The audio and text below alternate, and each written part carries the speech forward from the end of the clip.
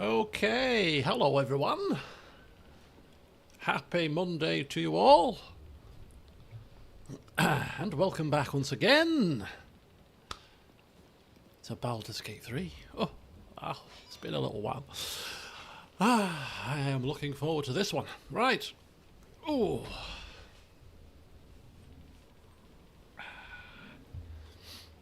Good evening, Hurt Cupboard. Welcome, welcome. How are you?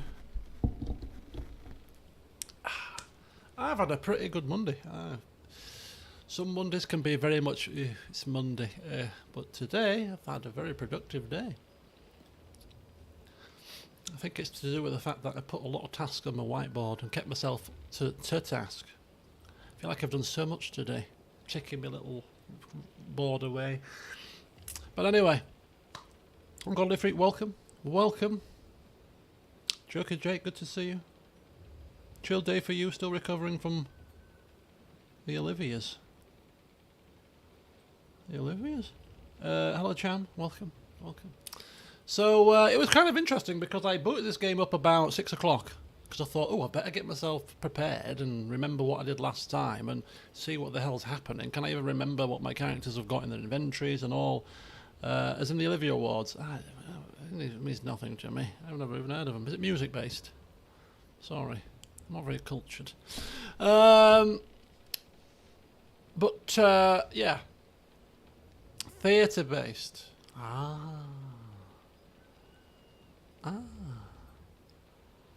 So you went to them, I'm assuming, live then? Hello Kairos, welcome. But yeah, I booted the game up and I was like clicking in and doing all, and thought, oh, it just came back to me like instantaneous. Oh, I was like, oh, I've been away for about, 5 weeks? 4, 5, well, maybe 6 weeks since I last played this game, maybe. I was like, oh, I've never been away. I mean, that's going to happen if you played the game for 200 hours, isn't it, I suppose? Like riding a bike. But anyway, so yeah, I booted it up. So, my adventures were like, oh yeah, I remember this. I remember, it's all coming back to me now. The biggest thing was, at least the mods didn't break in any updates that have happened in the past 6 weeks. So I thought, oh, thank God. Thank God. Hello, Ollie. Had a watch party. Oh, I had a watch party. One of the shows you worked on had won 7 awards. Wow. So it was definitely worth partying then about, wasn't it? Well, congratulations.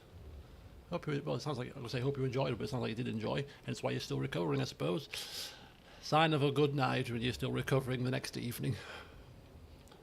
Even better when you're recovering the day after next, which only happens when you get to a certain age. So I normally have 1 coffee a day, and it's usually about 11 o'clock-ish, maybe half 11, maybe 12 if I've had a busy morning.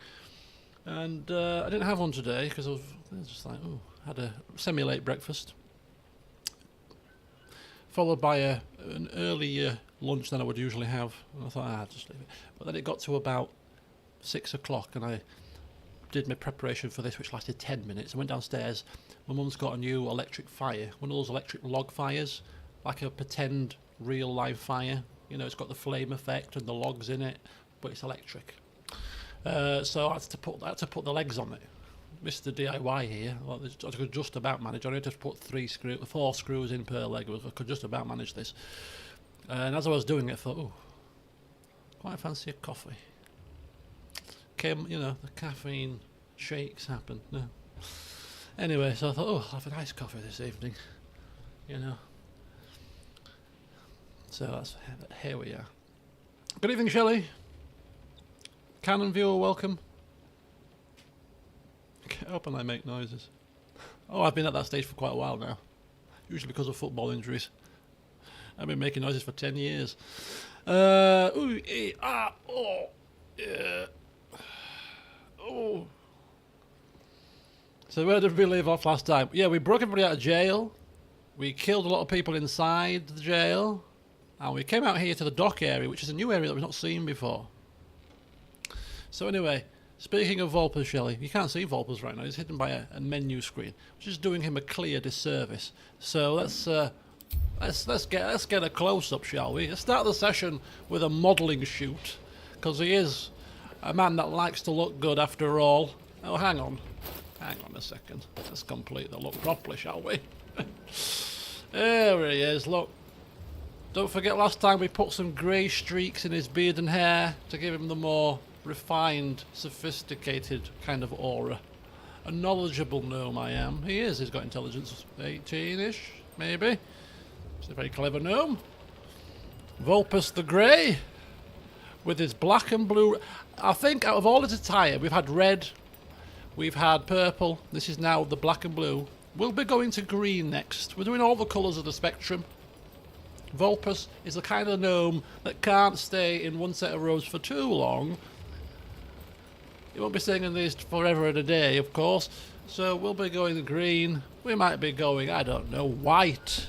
I think white, but I haven't seen any white dyes. But a white or silver look would be pretty cool. Sunset Boulevard. Oh, Sunset Boulevard. I've Sunset Boulevard. The doom and gloom made him age prematurely. That could be partly to do with it, yeah. But yeah, here he is. He's got his lovely hat, colour coordinated with his robes, his cloak as well. He is in complete and utter synchronisation with the colour scheme. He's looking good. Hands on hips as always. Earrings, serpent, in ear. It's been 6 weeks, but he still looks good. I can still confirm he still looks good. And I still maintain he is the best looking character I've created in terms of the attire, the whole lot, the whole kit and caboodle. You know, he looks like a wizard. Which is a silly thing to say, but you create some wizards and, like, take Elwyn, he didn't look like a wizard to me. He was a wizard, of course. He didn't have the aura, the look of a wizard. Whereas this guy looks like a wizard. Anyway, let's carry on. So we're off on our travels. I don't know what we're going to do today. I think what we're going to do today is we're going to do... Fedoran. Fedoran did look good too. Let's not forget about Fedoran. But I think Vulpus just edges it slightly. Today we're going to do two things. If only ever do two things today. We might do more than two things. But the two things on the agenda is to find this ledger and ultimately explore the area around here, which is the area where we found ourselves when we were battling with a countdown timer of Shadow Curse, if you remember that battle with the kind of, almost like a boss battle, wasn't it? So we're going to explore that area, and then we're going to finish off the session, because it takes me a long time to do these things, so by the time it gets to 11ish, we might just be getting 2 Keferic forms, a family mausoleum. Finally. Might get there by the end of today. We'll see. But we're not rushing anywhere. We haven't played this game for a long time. We're going to enjoy it. We're going to soak ourselves in. So get yourself kicked back, relaxed. Grab your snacks now, because we're immersing ourselves in the glory that is Baldur's Gate 3. Because I think it took another Game of the Year award, didn't it? A couple of weeks ago. Last week, maybe. Clean sweep. But yeah, so let's enjoy it as Vulpus explores the docks area. Yeah, the BAFTAs. That's how can I forget? I swore again. How can I forget the BAFTA? Yeah. So then I saw a Twitter post to say that it's won every major, because obviously some little minor Game of the Years it didn't win, but the 5 major Game of the Year awards, it won them all.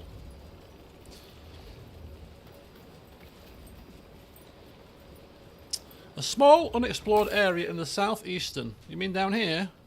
As in the area going this way? Carl, good evening to you. I am well. Hope you are as well. Thank you for joining us. Oh, and Babi Slavov won the Best Music Award. I saw that. I didn't see the speech, but I saw he was a bit emotional about it. Which is interesting, actually, because I'm a big music person when it comes to games, but there's one thing about this game that doesn't... There's a couple of nice musical things, don't get me wrong, but, you know, when I think of Divinity, for example, I think that music was kick-ass. You know, that was kick-ass music. Both of the games. Whereas I don't get that kind of same kick-assness about this music. It's got some really good scores, especially some of the boss battles. But I don't get the same kind of track after track after track after track just hits the spot. Maybe I'm just being very critical, but I like my game music, and there's certain games that are up here when it comes to music for me. Divinity was one. Final Fantasy 15 was another, actually. Really good music. They're quite renowned for good music, Final Fantasy games. Apparently, the last Final Fantasy game had some really good music too. But yeah, so music, good, but I wouldn't say amazingly good. It's not a criticism of the game at all, because the music's good. But for me personally, the music is not the one thing I would say would be my lasting memory of this game. There'll be many other lasting memories that make up for that, don't get me wrong. Witcher 3, of course, music, very good too. Anyway, let's have a look around here. We've got some exploring to do. All of this is classed as stealing, apparently. Who does it belong to? Oh. That's rather unfortunate.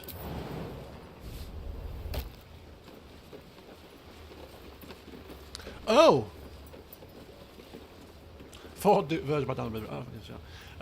So, obviously I had a bit of a mouse saga, if you remember, just before the party stream, the day before the party stream, the evening before the party stream, my mouse went kaputskis. I tried a second mouse and it still didn't work, and I was like, oh my god, my computer has suddenly had an issue with mice. Anyway, I put my mouse into my work laptop this morning. It's the first time I've been back to work since it happened. And thank the heavens, it didn't work on my work computer either. So I was like, oh, thank heavens, it's the mouse that's broken. Because the last thing I needed to happen was for it to work perfectly fine on my work's computer, because that would mean my computer's got a bit on the blink. So, yeah, I was really pleased. So I bought a new mouse now, which is coming tomorrow, because this is my mother's mouse, which I bought from work, actually. So she's without a mouse, but it's more important that I have a mouse. You know, I use my computer more than she does. But it's kind of interesting, because I thought this mouse was a bit unresponsive when I first got it, and it was just, yeah, I didn't really like it. But now I've changed the DPI settings, I've changed the mouse cursor settings, and found a really happy medium for the pace of it, that actually it's not bad. Considering I got it for free. Stand clear of the cargo. Respectfully, true soul. Ah, yes. Respectfully. I'm not hearing much respect. We could wind him up a little bit. But we won't at the moment. But we're doing like, we know that Vulpus likes a little bit of humour and likes to wind people up occasionally.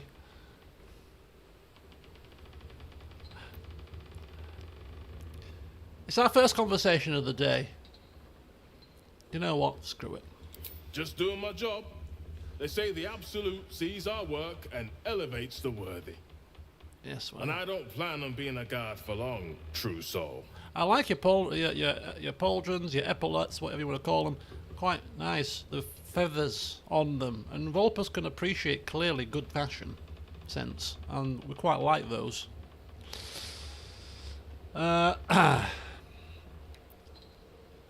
You definitely have the attitude of a true soul. We're not going to compliment the man. We're going to see what's in the boxes, though. Beg pardon, true soul, but you're distracting me. Sorry. Oh. We missed the opportunity to ask him about what's in the cargo now. Never mind, we'll be coming back that way in a second.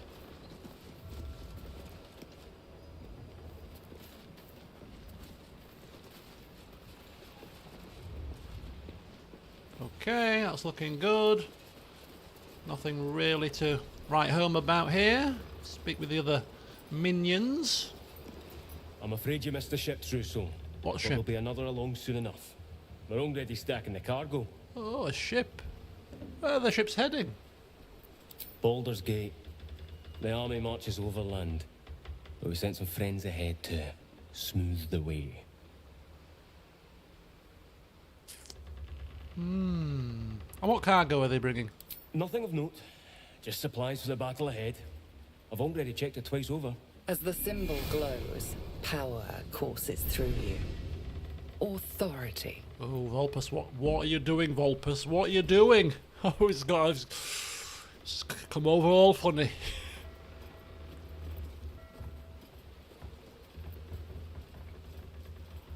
Ooh, intimidation, persuasion, or lithid powers.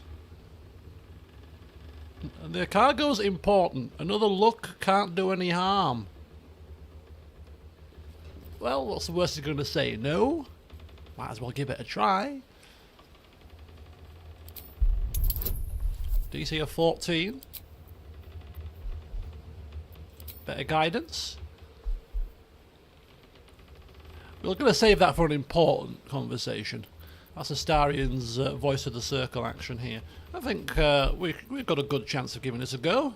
Right, Volpus, come on. It's your first bit of talking of the session. Don't let us down, Mr. Silver-Tongued Man. Oh, that's not happening, is it? Go bad start, bad start. Oh dear. We could re-roll it with an inspiration, sorry. But we're not that bothered about seeing what's inside the boxes. It's probably a load of crap, to be honest with you. And thank you, Cham. I've just seen your comment about the jumper. This is quite an old jumper, actually.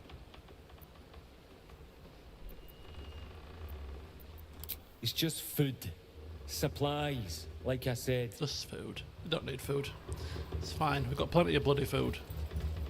We're food connoisseurs, we are. Have you not seen us camping on an evening? No menial rations here. But why would food be locked in a heavy chest, I do wonder. He's not telling me something, I feel. Being a bit creative with the truth, perhaps. Right. A cat hole? A hole big enough for a cat, I assume. Look busy or they'll set you lifting too. Whatever's inside's heavy. Oh. And it's got a symbol on it. Now when he walks off, Astarian... Well, hello. Astarian... Just like old times.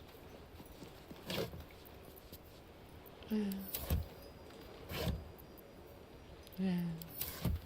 Nothing exciting. I mean, I don't think it's stealing until we actually take it anyway.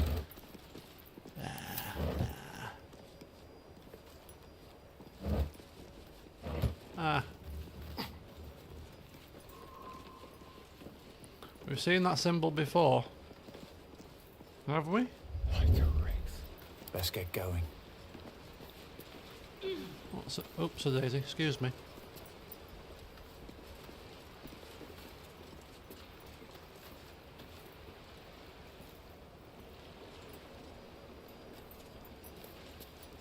Moving in.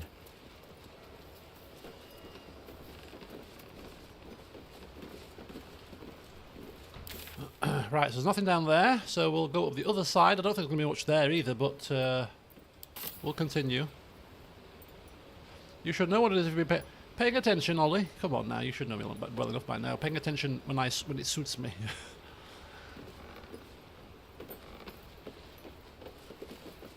Oh, the Zentarim. Oh, of course, yes. Oh, yes. Oh, interesting. Okay. They get everywhere, those buggers, don't they?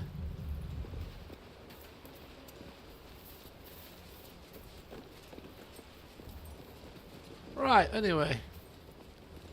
Nothing worth taking. This could be worth taking, but... Breathe quiet. Move with care. Oh, while it die.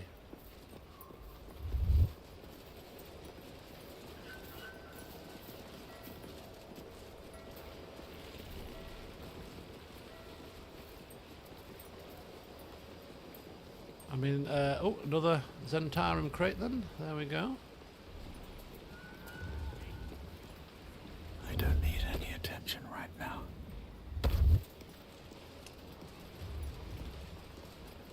What are you jumping about for? As if you've seen something suspicious. Goodness me. I'm simply admiring the view. This is about the best view you can possibly get in this cursed place. Water, the sound of water, the glowing of the light. It's very picture. This calls for careful footwork. You think she fell for it?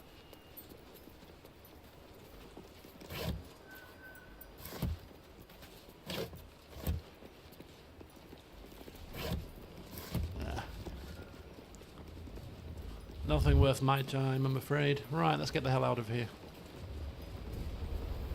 Oh, she's jumping around again. Maybe she's just trying to get some exercise in. As if prancing around, walking about the docks isn't enough on its own. Hello, Crazy Canuck, welcome. Somebody slipped and fell into the sea. Yeah, quite a few people have seemed to have slipped and fallen here too. It's rather unfortunate.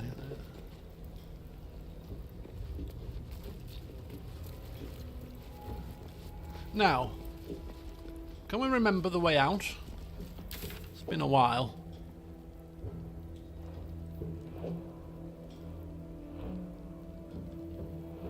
Moonlight Tower's prison.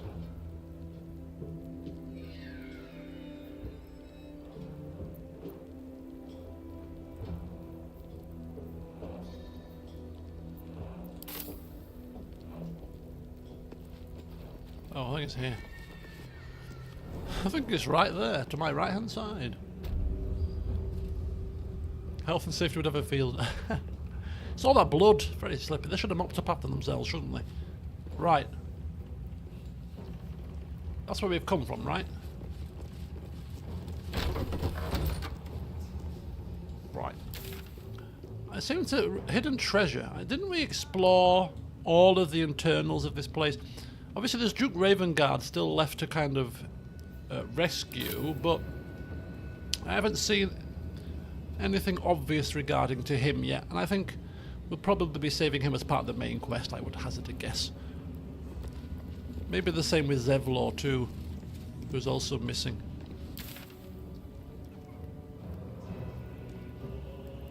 Right, let's get the hell out of here.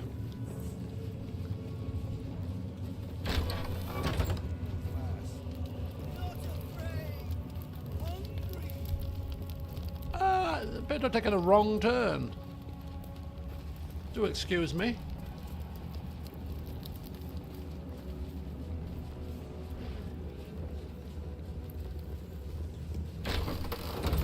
Hello everyone. Pilgrims. Just trying to find my way out of this large area, very maze-like. Ah, there we go.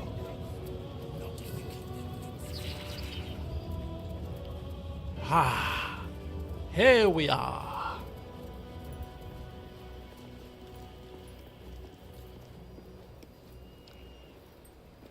I don't think we've been down these sides where ghouls appear to be patrolling.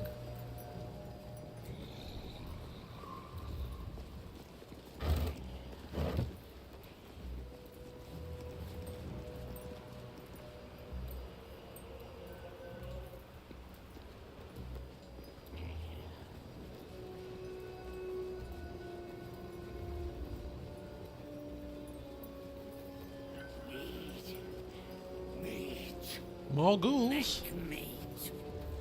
Need visitors. I didn't know ghouls could talk. I think you still haven't explored the second floor yet. Are you sure?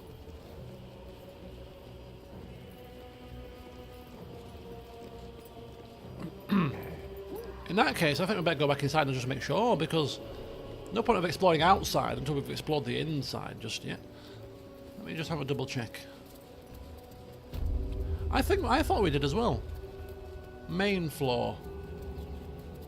Maybe not completely. Well, let's not do things in half measures here. How do we get into said second floor? Karlak grabbed the lantern and left. Yeah, but we've been up there since then. I'm almost certain we have. Because I remember going into that room and asking the question, should we loot it or not? You know, because we were told not to do anything with it. I kind of think we have, but I just want to make sure. Main floor. First floor.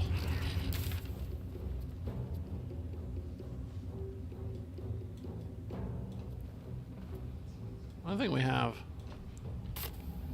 Let's have a look. Obviously that door was locked. Radija. Mistress of Souls. Yeah, because we spoke to her. I remember speaking to her. Yeah, it's coming back to me now. No!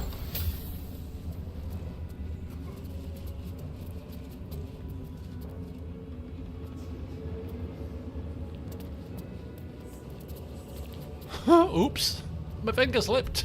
Honestly, I mean, I don't know how you can use that excuse when you opened it with a key. Oh, I fell into it. The key opened it, and the door flew open. Oh, I'm so sorry. I don't think we should be going in there, but it's open now, so perhaps we can have a little cheeky peek.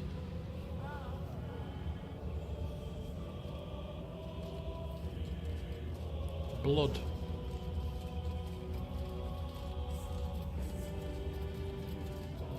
That's not looking like a good thing.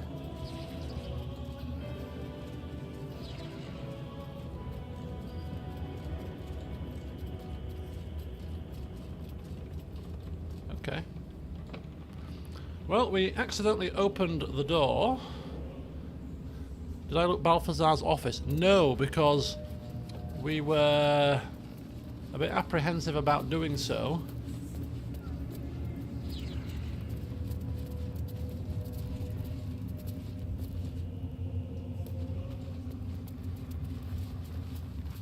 But I suppose if we hide, I mean, going in there now, I'm just going to save it just in case it causes a scene. I don't think it will cause a scene. You know what? Engraved Githyanki disc, clasped book. We can assess whether we want to take something. That doesn't stop us from looking, though, does it? I don't think it does. Still the Yankee desk. About the Prince Orpheus, maybe. Lae'zel could make sense of it. Oh, another Orpheus! Another Orpheus thing. How do I read it?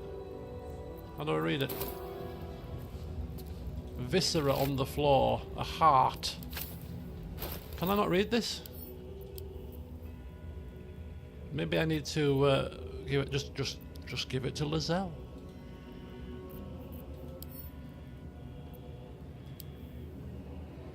No. Okay. This is a log on the work of one of Balthazar's necromancers, Cressa Bone Daughter, dated 10 days ago. After the state the fallen one was in, I never expected Cressa would be able to save it. I was hoping the usurped thing would die. That's what it would have wanted. It's not as if Cressa studying it is going to prove much. It was damaged in the attack far beyond what the mere tadpole could do, but she seems fond of the foul creature. Let her play with it. Another entry seems to be written in this log dated a 10-day later.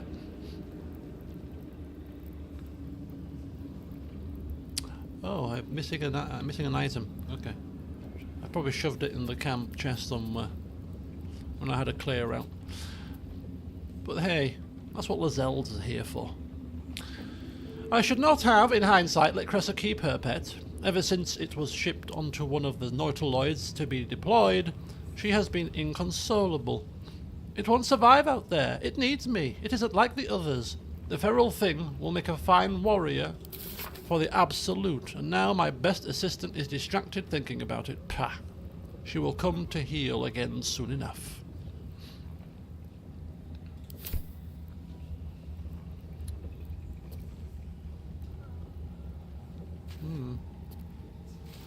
Okay.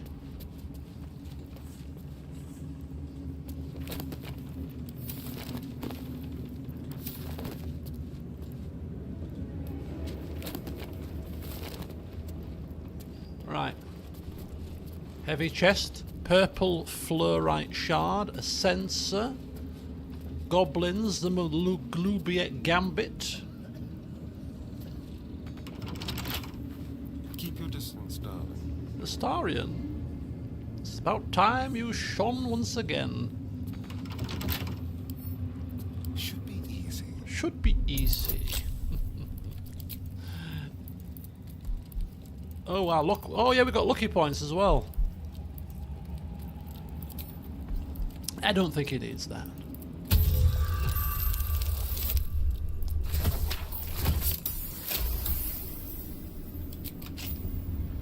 I've got a long road ahead. Ooh! When you poison a foe, heal yourself for 1d4 hit points. 1d4 hit points. I mean, not many people have poison damage actually. This car, like, she has that acid damage. I think, is it acid that she has, or is it poison? She has a weapon that, or something that does damage, acid damage. That's it. But My faith will at guide the me. very least, it might look good on somebody. So. What a day. His cloak isn't functional. It's just looks good. So, do you know what? Never a dull moment. Whatever comes. Shadowheart, put that on, will you? Oh. It's a very half-assed cape, isn't it? I like my capes to be touching the floor, personally. But then again, I mean, she looks like she's just been put together in a random haste. You know, a hat that doesn't go with anything. I mean, the armour and the shield look pretty good. And now a cape that's like halfway up her back. She is looking hideous. I mean, Vulpus is probably crying inside, the man of fashion. It's a good job he doesn't impose his same fashion, you know, a high level of, a high bar of fashion sense on his companions. He's quite surprised, actually, that he would be seen in the same company as somebody dressed like this. But hey-ho. No one stopped me yet. Yeah. I mean, I'm only giving it to her because she hasn't got a cape at all. I mean, perhaps she would be better without a cape at all. Oh, there's no battle here, Ollie. There's no battle here. Interesting that you should... it's interesting that you should ask Chem, actually. She's recovered pretty much from the fall.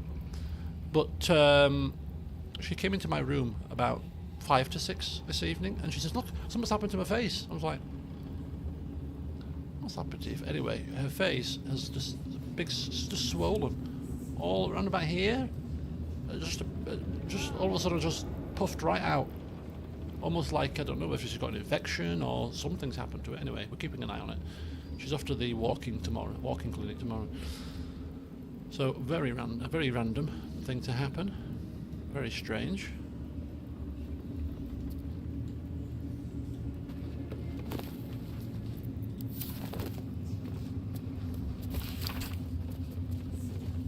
Goblin troops, though crude and a bit dim, are valuable because they are adaptable and can be fitted into a number of different military roles, excelling as archery skirmishers and warg cavalry scouts. If rigorously drilled, some can function as disciplined phalanxes armed with half-pikes, and even the ones who can't be trained to march in step can serve as prime catapult fodder. The key to recruiting a tribe of goblins is their profound respect for their priests, who lead the tribe members in the worship of all-conquering Maglubiet. Therefore, let the high priests of the 7 tribes of the southwest Sword Coast be invited to a grand council, a feast where they will be well fed, well flattered, and well lubricated, with jugs of plonk laced with a mild paralytic. The priest will awaken with new guests in their crania, and be led into docile devotion to a new and greater god than Maglubiet, the Absolute. And trust me, where the priests go, their warriors will follow. So that's how they have recruited all these goblins. Let's pick that up. Could be some evidence for later. Bookshelf labelled conventional medicine.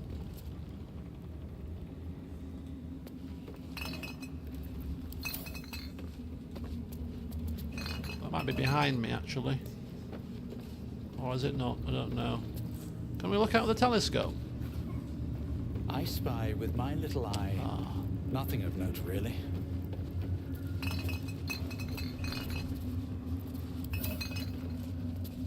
Anything here? Wooden desk. We've looked on there previously. No. An urn.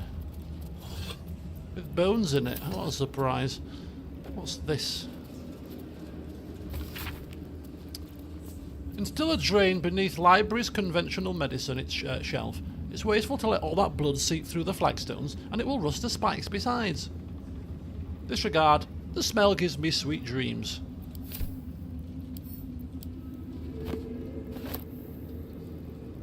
And there's Balthazar's apprentice. Did we not loot you before?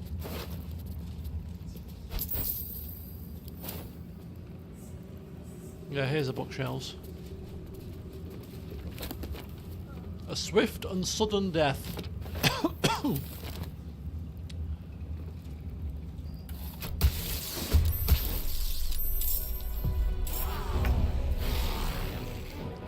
Oops! Oh dear. Galvanic interrogations, conventional medicine, row of books. Row of books, musty tomes.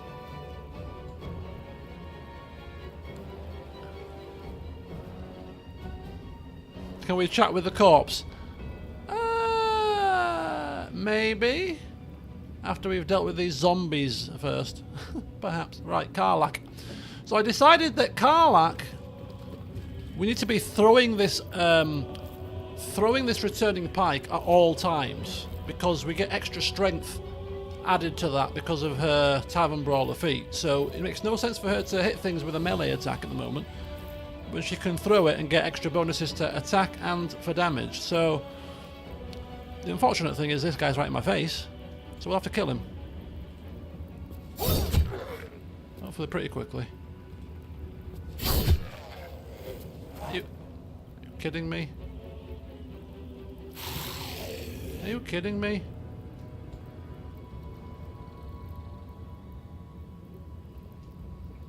Oh my goodness me.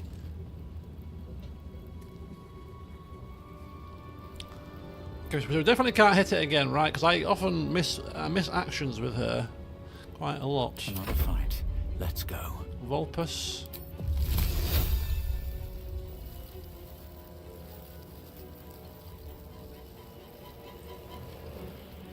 Oh no, it's the Undead Fortitude. Yeah.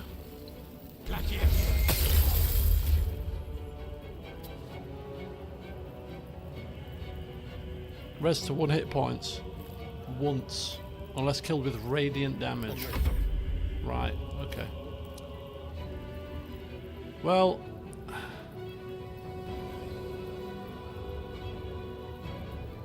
might as well kill that one. And then maybe Karlach can kill that... She can kill that with radiant damage. Let's have a go.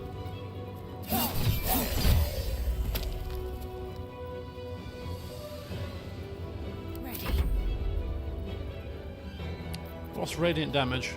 Sacred Flame, there we go.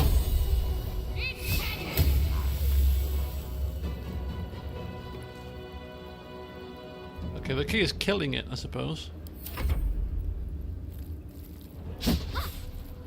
Oh good, you missed.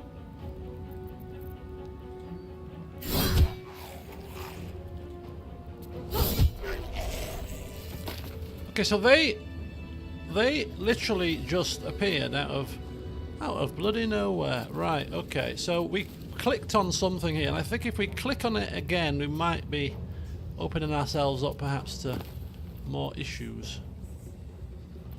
Definitely got that book from a previous thing.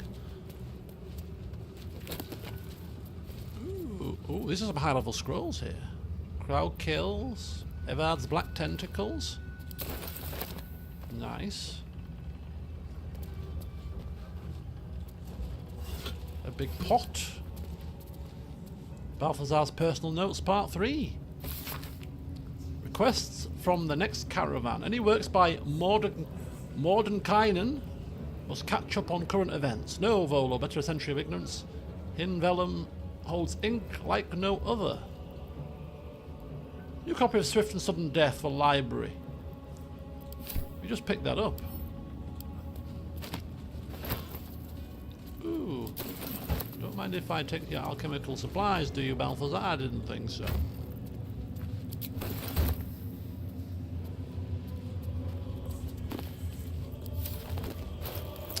So what is this book?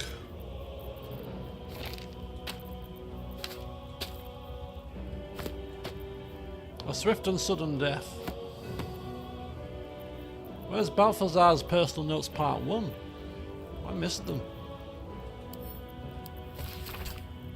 A Scottish book, its pages singed and tattered. Oh, so this is the singed version. To those who doubted me, may the storm claim your final breaths, and the earth reject your rest. Bit harsh. Round flask, candle. What's in here? Metal door. I don't think we should be walking out of a secret site. I mean, it's like a balcony area, doesn't it? We'll get back to that in a sec. Oh, there's a lever there. Hang on.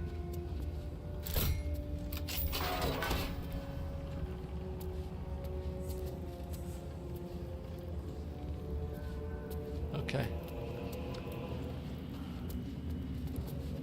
Oh, look! Spike traps. So if we press the wrong button on this bookshelf, up come the spike traps. I reckon this door opens with one of these things. I bet you. Right, talk with dead.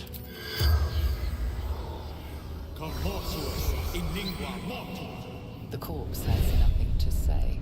Nothing to say? You're Balthazar's flipping apprentice, man. Surely you'll have something to say.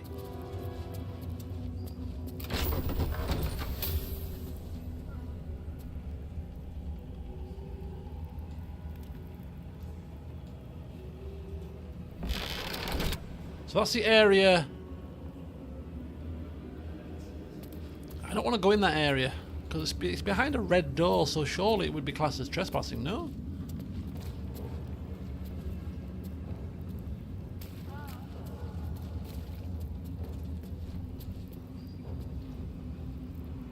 Okay, so we can't. Attention, acolytes.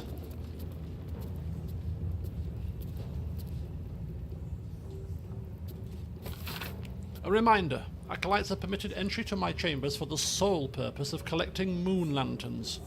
My library is not to be tampered with. While the Absolute appreciates your eagerness to learn, my bookshelves do not. Any request to borrow from them must be given to me in advance, and are like to be refused. Should you desire information on poisons, do not think to read any tome on the subject here. They are inclined to grant more knowledge than the written word could provide. Remember, the Absolute's purpose is better served by a beating heart than a poisoned mind. Though if you choose death, I will ensure you serve her still. He sounds like a right lovely fellow, this Balthazar, doesn't he? Right, let's have a look outside then. Which is probably restricted also, but I can't see any guards outside, so we could be better served here by being nosy. Oh. A way down. A shortcut down, maybe? We like shortcuts.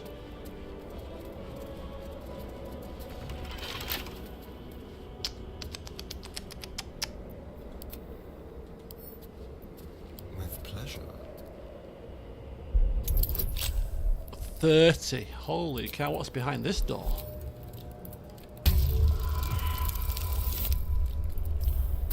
We ain't gonna find out with a roll like that, are we?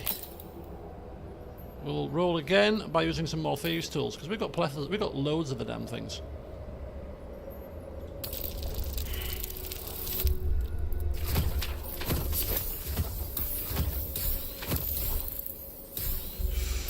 Oof. We gonna have to roll pretty high here, aren't we? Try it a couple more times. Okay, forget it. Okay. A star has been beaten by a lock. I can't believe it. It's the first time it's happened, is it not? A charred prayer book. My dark goddess, when I lost my daughter, I learned my purpose. My dark goddess, when I learned my purpose, I gathered the flock. My dark goddess, when the flock was full, I punished the wicked. My dark goddess, when the wicked struggled, I struck them down. My dark goddess, I am yours. I'll take it. Right, let's get the hell out of here. Let's see if this is a shortcut. Shortcut to nowhere. Because then we have to jump down here. And jumping down there is dangerous. Very dangerous.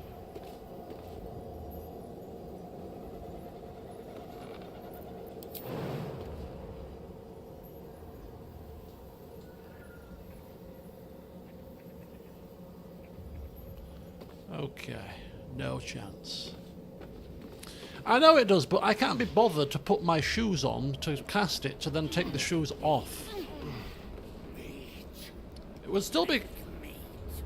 It will probably be quicker than walking all the way back inside and then down the steps and then going out the front door, though, wouldn't it, I suppose? I was just being lazy. Attention acolytes. Let's put all these books away. And that as well. Yeah. Oh, did I quick slot them?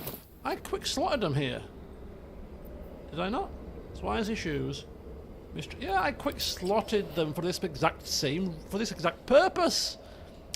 I am an idiot. I remember quick slotting them in the last session. There we go. Right. Now let us fall at our leisure. Let's fall at our leisure right at the front gate, in fact. Where we want to be. Whee! And then, other shoes on. Battle helmet on. That's why I hotkeyed him. Ah. There we go. Look at that. I'm learning. Look, I did that 6 weeks ago. Alright, give me... I bloody forgot. Right, excellent. Oh, marvellous. Look at that. You're a wizard, Vulpus. Remember that. Okay, Moonrise Towers. I think we've done Moonrise Towers to death now. If we've missed anything in here, so be it. Now we explore the outer world. Starting with heading towards the ledger, I think. Let's do it.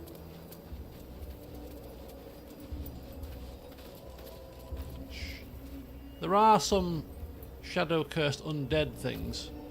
Quite a lot of them, actually.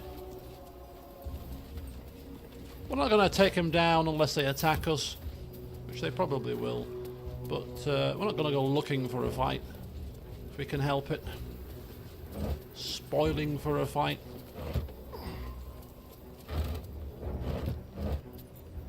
Water. Have some water, Carla. You know, that water that you throw on the enemy to make them more vulnerable to lightning damage, that we never ever use that combination with. Yeah, that water. That's precisely the water I'm talking about. The waning moon.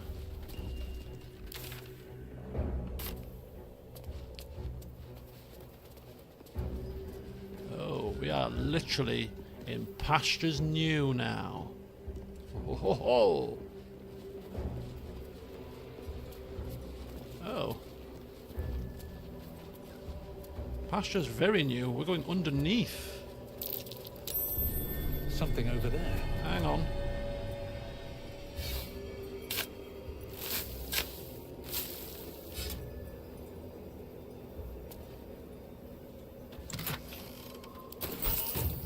Some handy coin there. She's built for throwing things. Like water? No. She's not built for throwing water. She's built for throwing heavy things, big things. Throw some water, Carla. Well, there's that little piddly bottle of water. Yes, that'd be very helpful. Where the hell are we going? Oh, I know where we are.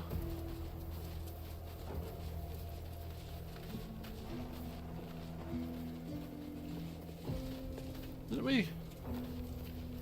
We've been here, right? The toll house area. The map is uncovered here, so we must have been here. I'm clearly forgetting, but we must have been here. Let's not go back over old ground. There's enough new ground to cover.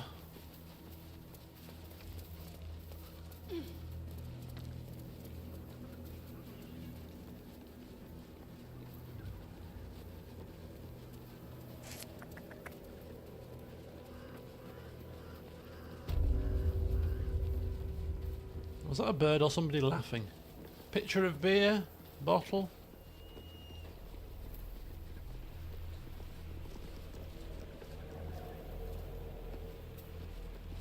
It's all very grim. More water, Karlach. Feel free. Blitzkrieg Raider, good evening to you and thank you very much.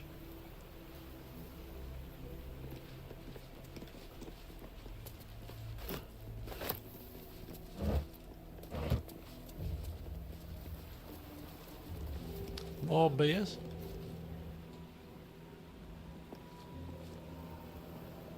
Okay, there are people in there. Now, are they people or are they undead? More water, Carla. Thank you.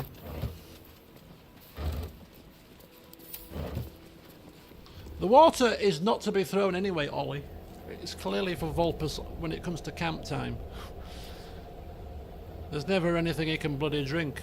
So, there'll have to be bottles of water. Right, let's have a look in here. Rustic chest. Blighted actor. They're not hostile.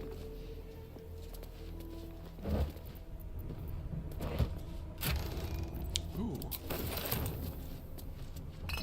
I don't think we need any more alcohol at the moment, actually. I think we've got plenty in camp. You alcoholics, you.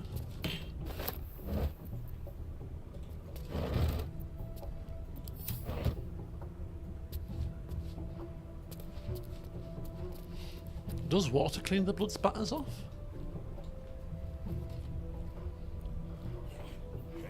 The waning moon.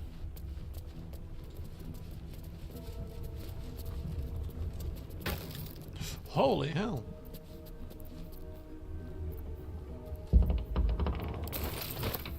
Right, that's a lot of decent things in there, actually.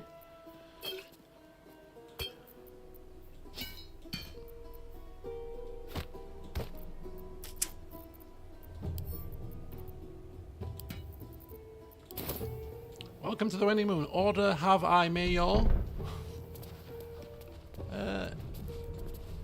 May you, yes.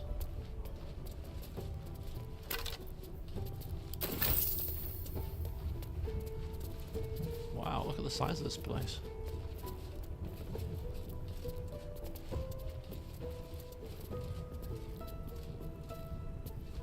I want a new drink. A new anything, really. Have to a seat. Right, will you be with I? Okay, so this is not good because last time we came across a Thorn, it ended badly. Well, I say it ended badly. It ended well for us because we ended up winning. It was the one with all the gold, remember that? So I have a sneaking suspicion that we might have to fight this one next. Gnome. Let's examine from a distance. Holy hell, look at this thing. Oh my golly gosh. Wretched Distiller. Your puny attacks can't break through the numbness Fisserbold feels. He is immune to slashing, piercing, bludgeoning and thunder.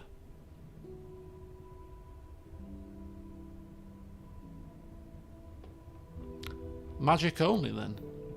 Gaseous reflux. Physical damage has added gas to Fisserbold's special brew, letting him use roaring belch.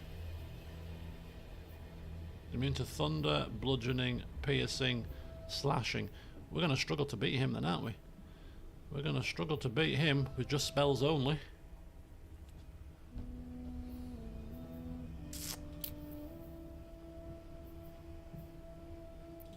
I'm a class 16. That's assuming we're going to be in combat, but you know, being skeptical and giving it that we need to find the ledger. What if he's got the ledger? We're definitely screwed, aren't we? Right, well, we'll get to him last.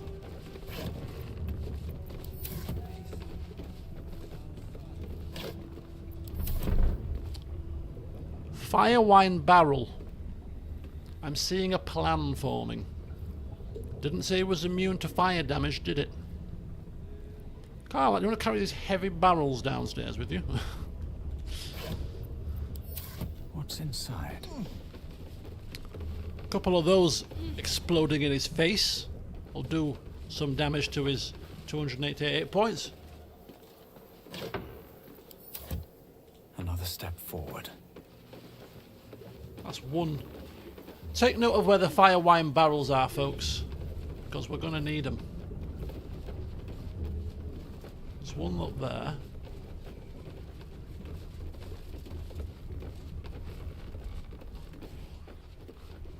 Kaboom. Ban list. Ooh, plum fizz. That sounds delicious. Eiger store noble rot. Wine. Pictures of beer. Plum fizz. Plum fizz almost sounds like Schlur. You know that if you've ever heard of Schlur, it's like a sparkling sparkling drink. It's like basically alcohol-free wine essentially. That's what it sounds like. We must already have some of it because it's going into our camp supplies. Plum fizz. I want to see the description. Portal sherry. Bit of plum fizz. Headstrong on first taste. This underwhelming blend limps by the final sip. It's not a good write-up, is it? Right, who's banned? The following ex-customers are unwelcome. Do not let them in, even should they beg. Especially should they beg. Martin Doherty, human, chug and run. Adam Smythe, lascivious behaviour, also known as the pickle incident. Geringoth Thorm, she knows what she did. Kavin Ort, tall dwarf, exceedingly boring. Syra B, short half-elf, vomited on the waiter, purposefully. Unknown elf, pale skin, snide mouth, referring to Master Distiller as the porcupine publican. Rochelle Quark, halfling, groin punching. Jon von Don, suspected alias. Grotesquely tall human, underpants on head. I was thinking Astarion when I saw pale skin, unknown elf. Snide mouth. That's Astarion too. Snide mouth. And he's in our party. Oh dear. So if there wasn't going to be any combat, when she sees him, there's going to be combat, isn't there? Oh, Astarion, what have you done? What have you done? Why have you upset something that looks like... Probably didn't look like that when he upset her. Is it her or he? An it. We'll call it an it for now. Probably didn't look like that when he first insulted it.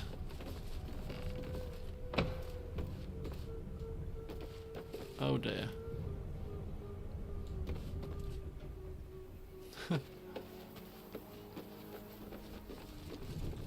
Welcome to the Waning Moon. To lifelong friends, both old and new. The waning moon. Yeah, we're going to be here for a little while longer yet. By the time we've come out of here, it'll be a waxing moon. We'll be in here that long. Right, come on. If I do.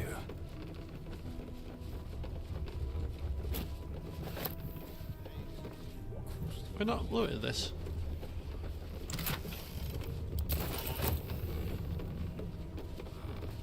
Okay, so that's where the firewine barrel is. We're just trying to find another... If we can find another couple of firewine barrels, we'll be laughing. We'll be absolutely laughing. Like nobody's business. First of all, look at all this beer just lying around. Okay, entrance or an exit. Hey for the pub, oh for the pub. We'll soon be stinking drunk. Okay, let's talk to some of these strange people. Undead people. The Big Book of Little Drinking Games. Halflings and gnomes order here. Oh, look at the little bar for them. Just the right height. Oh, they thought of everything, haven't they? How very nice of them. Wicker chest. How the hell's that? Did I not loot Let's that? see what this does. Wife is out, boys are sleeping. Say hey for the pub.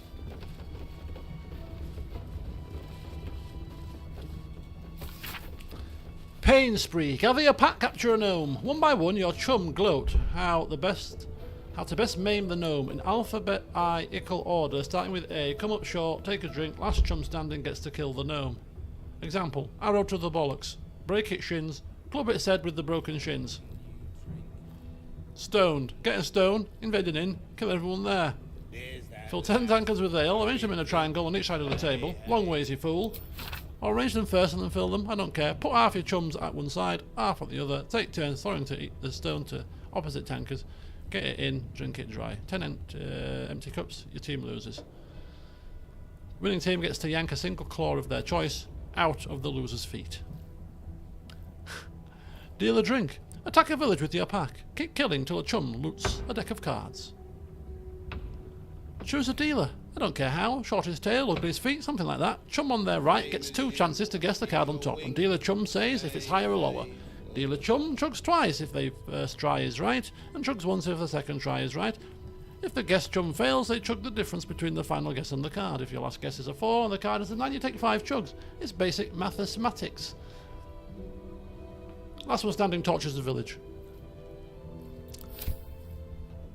I think we'll be passing on those games, to be honest with you. They sound a bit bad. Right. Hey for the pub, oh. The payday gold in my pouch is clinking. Say hey for the pub. Hey for the pub. A single fault is what I'm thinking. Say hey for the pub. Hey! Say hey for the pub. Hey! I love a good pub. I mean, I like my pubs to look a little bit more, I don't know, or maybe less like this. Dishevelled, battered, creepy. I can just smell the mustiness from here. Right, 1 barrel. Still only the 1. We've got smoke bombs. Blighted patron. Another drink.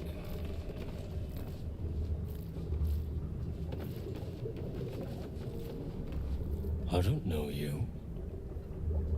Perhaps I forgot you. Perhaps you did.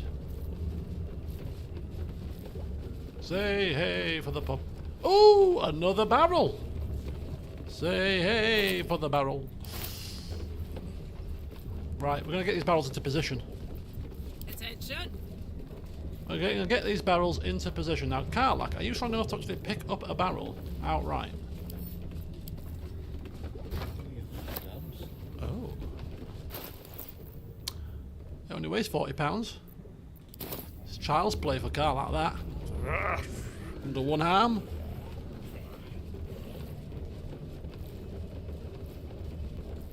Hang on a second. Pick the levels up. I get up. There we go. Looking ahead. Good job, you're very strong, Karlak. And have very big arms. Carry all these things.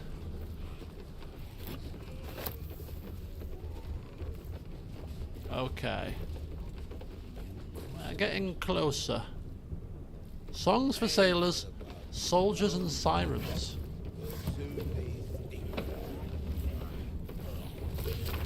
The Drunken Dwarf. M. The Drunken Dwarf drank once and she beat the drum. The Drunken Dwarf drank twice and her lips went numb. The Drunken Dwarf drank thrice and she smashed her thumb. Hey, I diddle I. Dark elf drank once and he started moaning.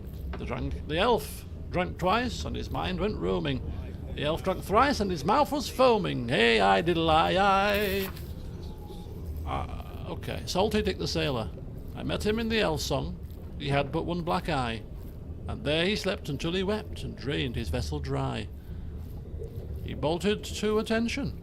I saluted him in kind. One lucky stroke I shared a smoke and paid him no more mind. That's a limerick. Love required.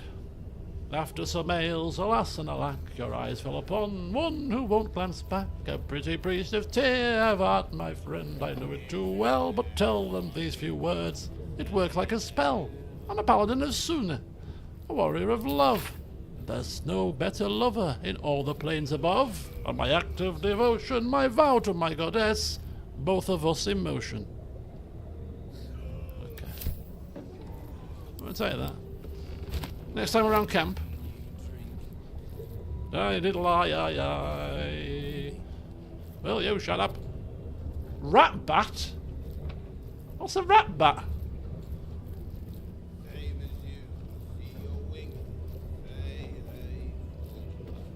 Say hey for the pub. Hey for the pub. Maybe Volo could play them. Oh yeah, that's a good idea. Say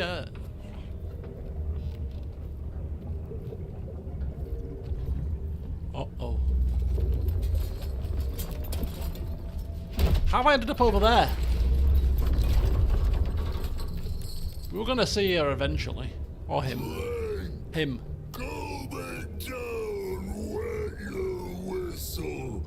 Tell you a story. What in the nine hells are you? Entertain the big fella Volpus. What is it you're serving? Alcohol? I don't drink alcohol, you see. Only the best. Oblivion and beyond. Oh, Oblivion, eh? Go on. Cheers. Bottoms up. Go nuts. It's bloated like a corpse and smells worse. Did the curse do this? Pick up the tankard. Well, Volpus doesn't drink at the best of times, and there's certainly no way he's drinking putrefied alcohol. Which means we're going to offend this great hulking beast. There are undead creatures around here as well, actually, who will no doubt be joining the fight. No, thank you. I'm not thirsty.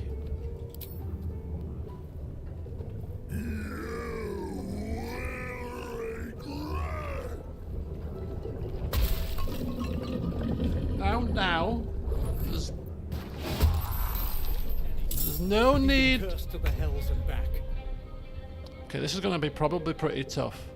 You could have faked it. Well, I didn't know that. I wouldn't assume that either, really. But, right. Say hey for the pub. Say hey for the pub. Combat time. Right, as per usual, you guys are in control of Shadowheart. Don't forget that. It's like refusing to eat food from a chef.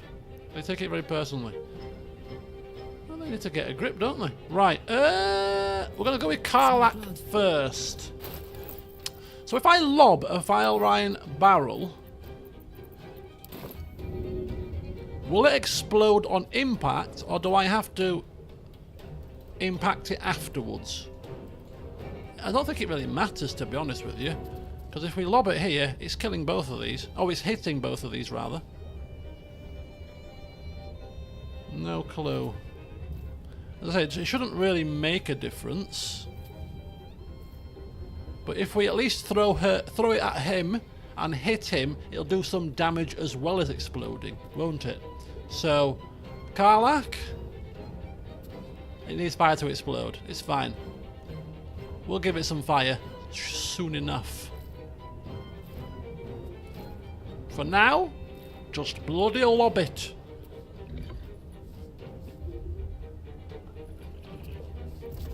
Oh, it won't do damage to his immune, of course. I forgot that. I forgot about that. Well, let's just lob it there.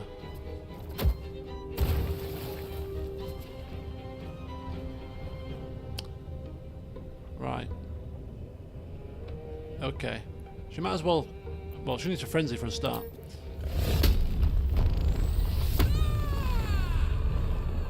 And then attack.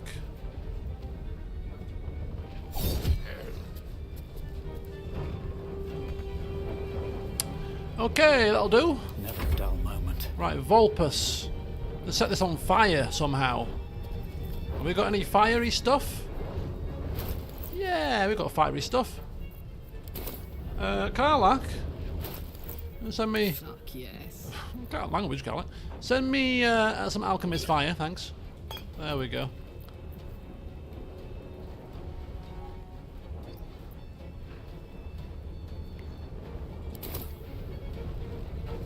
Where's Geralt? He's fight. Oh, would you? I know. Where is he? Survival is all that matters.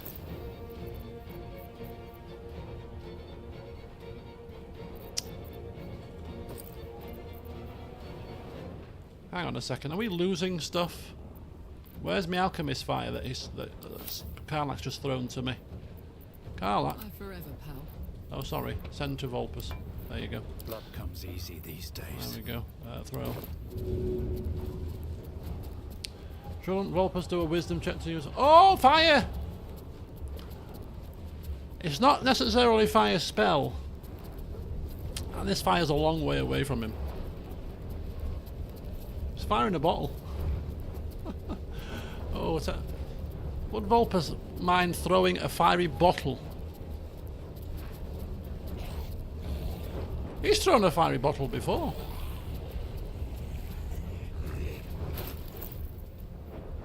A flask of liquid fire. Probably holding the fire in his hands. Probably not the best. Forget that. Right, we'll use an explosive. Go. We'll use an explosive. We'll try this. Smoke powder bomb. That'll do. Do we get double? Do we get a stacking effect? Still breathing. Do we get a stacking effect? So, AKA damage from the shadow from the bomb, and then damage from the fire wine on the floor.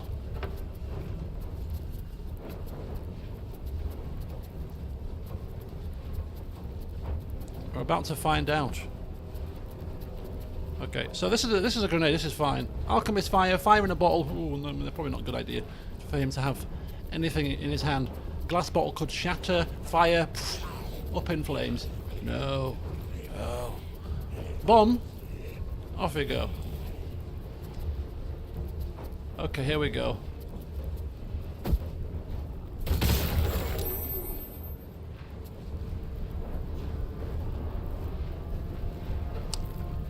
Ah.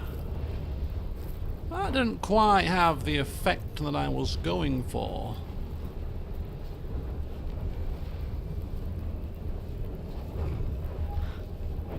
It didn't even...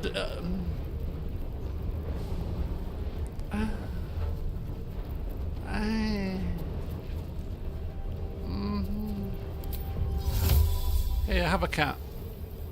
Have a cat to chase. Well, they're both distracted by the cat, at least. Right, Vulpus. Where's the other enemies around here? One up there. I think Vulpus is going to stand up here. Time to press ahead.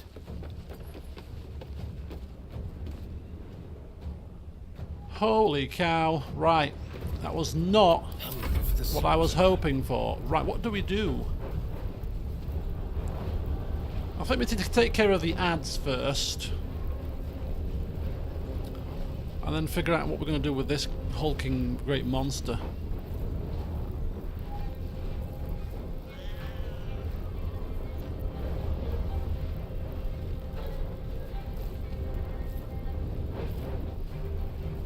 Right.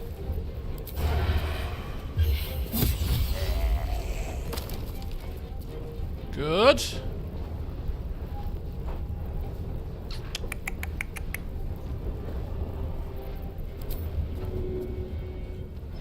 Can't use it on undead. You've always dealt with him peacefully. Oh. Oh. The peaceful option. What the hell's that when it's at home? Right, we've got a bonus action.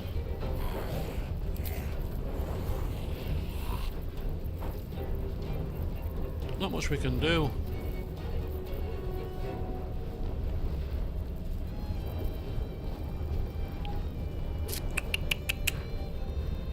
Hopefully he'll attack the cat.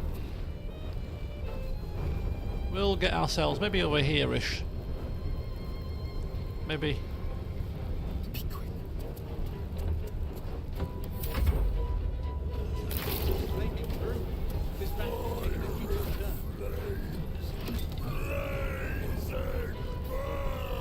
Okay, he rolled a 20, which is a crit. So, do you know what? I think you should re-roll that, my friend. I think you've made a mistake. Oh! Look! Oh, God!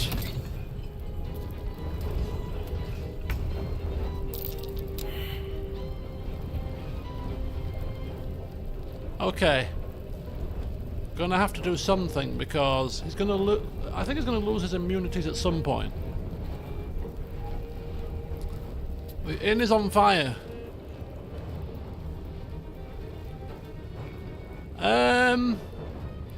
See, anything that's gonna cause an explosion now isn't great. Anyway, you're in control of Shadowheart, so can you do something, please? This thing's got another 281 hit points to go, and we're not doing much.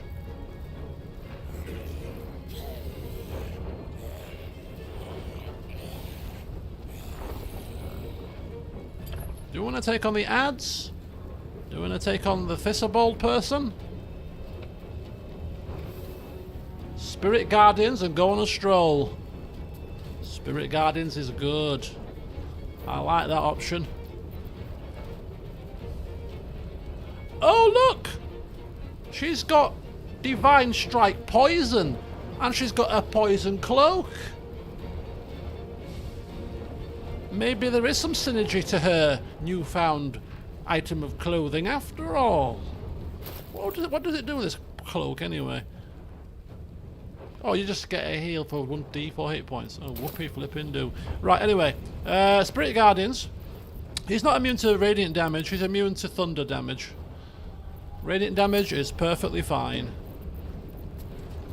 Are we all happy with Spirit Guardians then? Any alternative options? You Shadowheart Hive, mind you.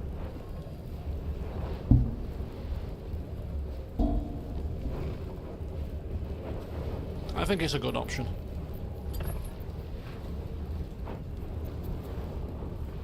Poison damage doesn't count as poisoning. You need to cause the poison status effect. Oh really? That's puts paid to my plans then, doesn't it? Spirit Guardians it is. Okay, cool. The radiant version, of course. We could up it to level 4 Spirit Guardians. Do you wish to do that?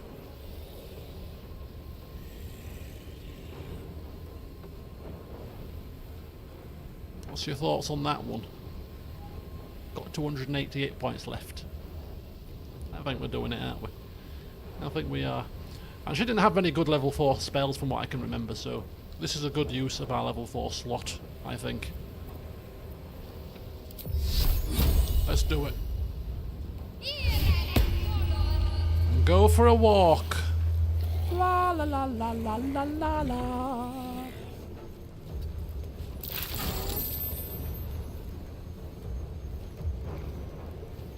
Eight damage. As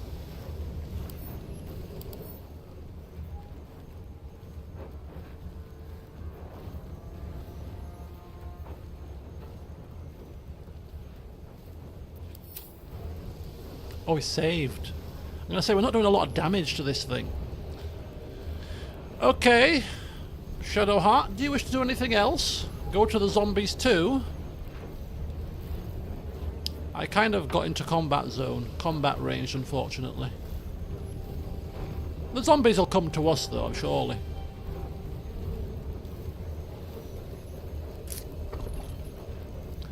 This is gonna be a tough fight.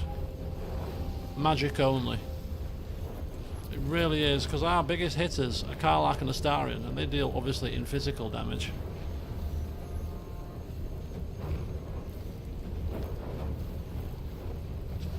Two stacks of radiant orb which lowers his attack. Cool. So what are we doing? Are we staying put? What damage does spiritual weapon do? 5 to 12. It's classed as force damage, which he's not immune to. So even if it's only 5 to 12, it'll stack.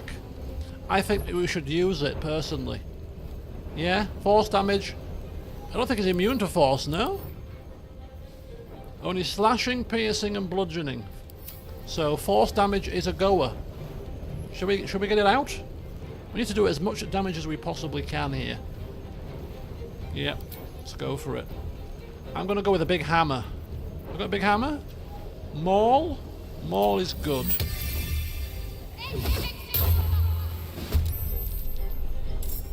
Okay. Oh, cast it to level 3. Oh! Sorry. What does an upcast do to it? Does it make it do more damage? If so, we could have cocked that up slightly. Never mind. Right, I don't think we're going to move because we're in opportunity attack range. But spiritual weapon, do your thing. Additional damage die. Ooh, don't matter. Because it's not going to hit anyway. There we go. Oh, which way are you going? Ah ha ha! Wasted an attack. Go, Jaheira the cat. Okay, Vulpus. We need something that does a lot of damage.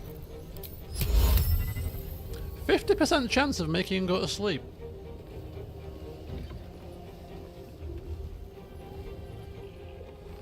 Trouble is, how do you miss him? I mean, goodness me.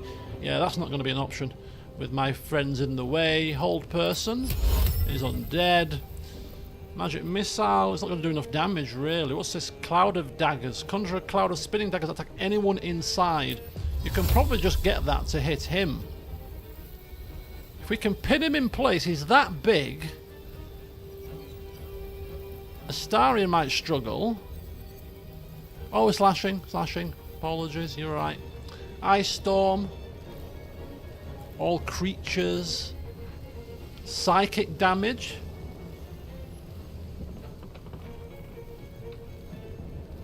Ooh, now this sounds pretty kick-ass. Only 50% chance though. 4 to 40 damage per turn. If this hits, this is some serious damage.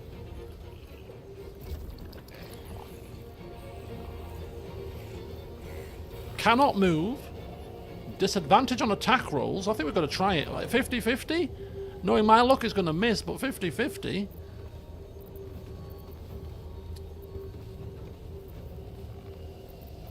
I think we're going to try it. We're going to try it. I think psychic damage is obviously not immune. This could be a big hitter if we get it, if it hits. Keep our fingers crossed, folks. Here we go. Oh, it hit. It hit, folks. It hit. Oh, yes, it hit. It's a good sign. Right, here we go, Jaheira.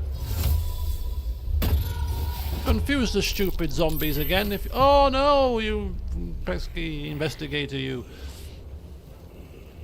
Right. Okay, so Karlach's turn.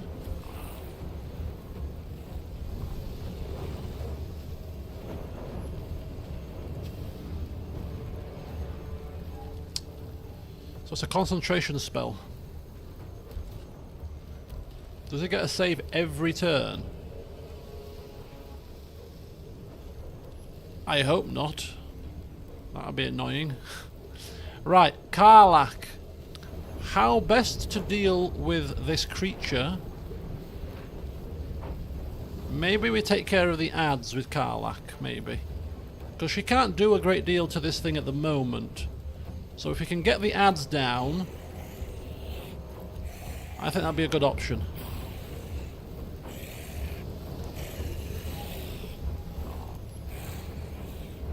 Are we on fire? No, we're frenzied, right? I think we're gonna get the ads down.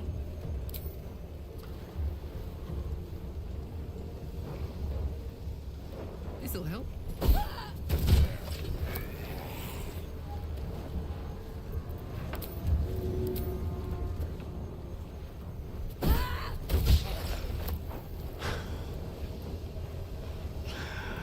Karlach. Karlach. Karlach. Really? I've got to be careful with this. Okay, there we go. There we go. So I don't want to take her into melee range at the moment until we've got rid of all of these. So next ad is coming from up here. And there's another... There's one there. Where's the other guy? Where's the other guy? Am I missing a trick here? There's one there. Oh, there's one there. Yeah, we don't want Vulpes getting touched here, so I think we'll protect Vulpes if we can. Covered. Or at least provide an alternative target for our next turn. Right then, Astarion is in melee range, I think. Unless we Misty Step. Misty Step. Deal with an ad. Could be an option. I think it's the only option, really.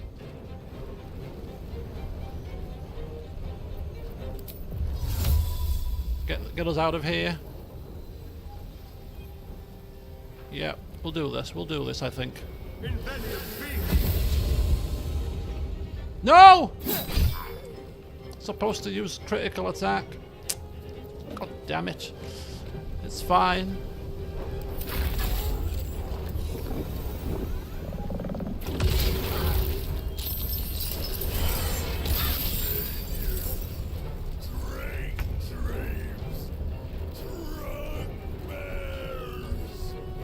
Okay, what the hell happened there? What in the hell happened there? For a start, Shadowheart's lost Spirit Guardians and has been severely injured.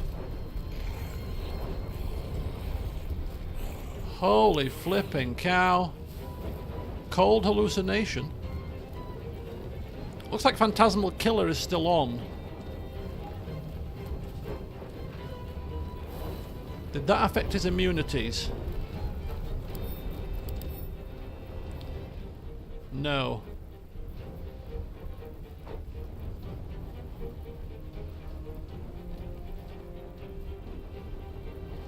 He has disadvantage on charisma and dex checks and has started hallucinating imps. Holy cow. Right, it's your turn, Karlach. What are you doing?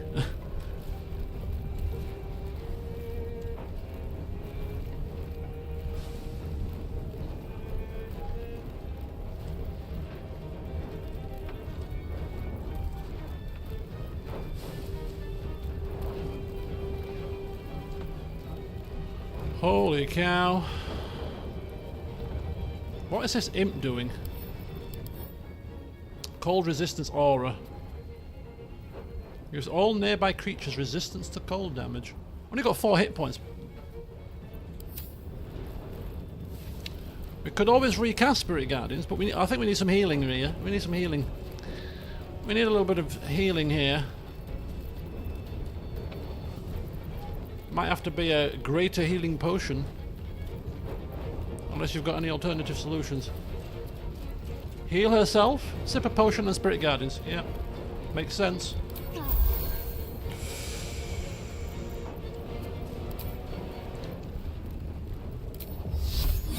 Got to be level 3.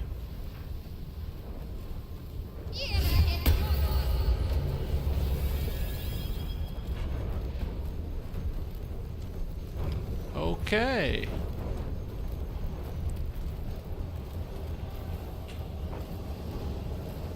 Ooh, this is pretty tough.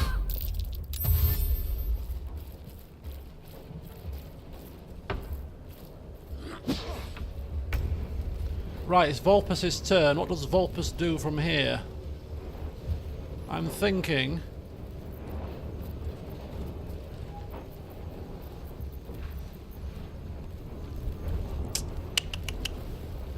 I don't want this imp to have a turn, so... Karlach will cover this guy. So Vulpus could do a magic missile, cast to level 3. Gives us 5 projectiles. 2 on the imp just to make sure. And then 3 on the Big Bertha. His status has changed again. He's moderately inebriated, still numb. Burning reflux.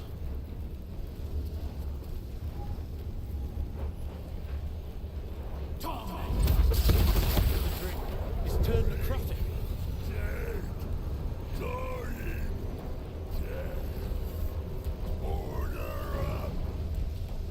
What is he doing? We have not got a clue.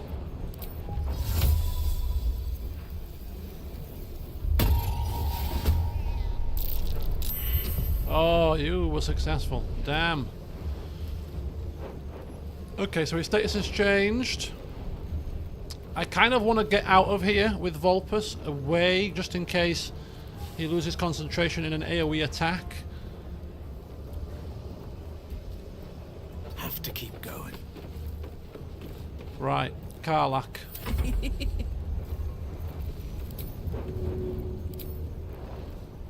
Good idea, Carl.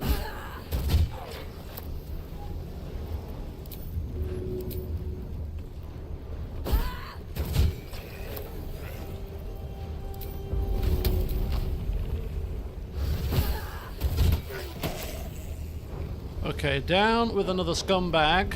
I think Karlach. I'm now going to take Karlach into combat. Oh, I don't know if we should actually. I want the big thing to attack Karlach, but alternatively, also I want Karlach to be able to maybe in the next turn use a scroll or a bomb or something. But then I'm also thinking, actually, if we take Karlach into combat, I might want to get...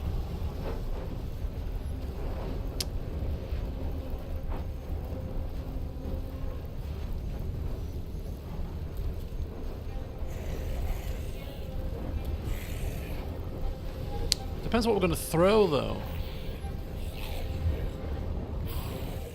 Are you still numb? Still numb, yeah. Okay, we'll leave you there for now, for one more turn. Astarian critical blow.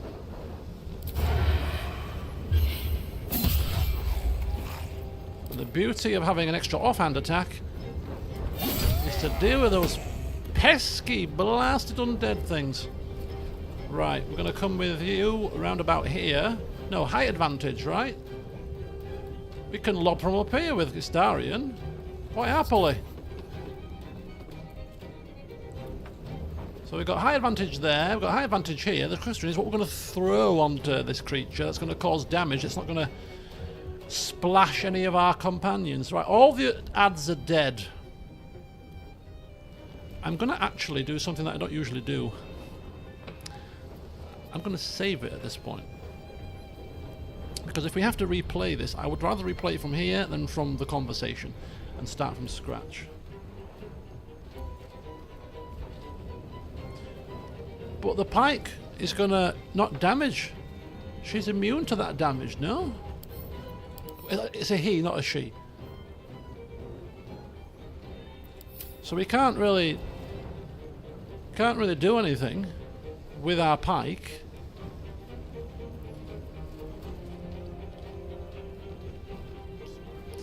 But at least we're spread out for any AoE attacks. Let's see what's next up his sleeve.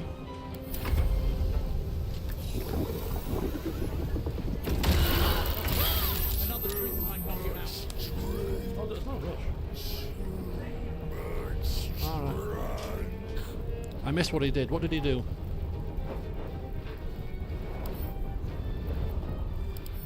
Profoundly intoxicated. We still have Spirit Guardians on. Did he miss with his attack? No, she's still injured.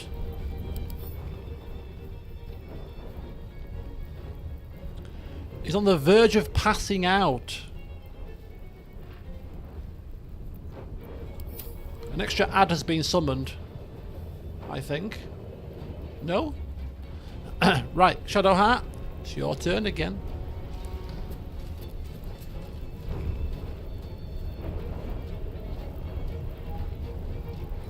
It's like a war of attrition.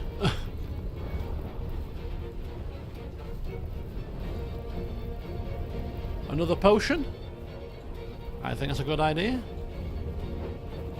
But maybe My turn. we should give a superior healing potion this time.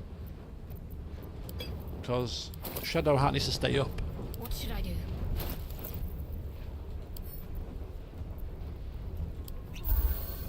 .22 heal, and that's pretty decent.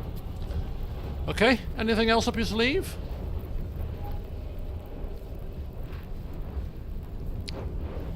Oh, he's lost Phantasmal Killer now. Does that mean he's saved?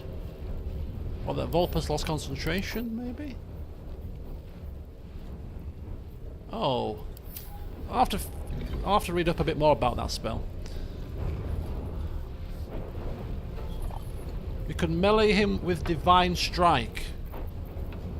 This is... It doesn't do fully poison damage, but it does 1d8 with a poison damage. Alternatively, Sacred Flame is radiant damage at 2 to 16.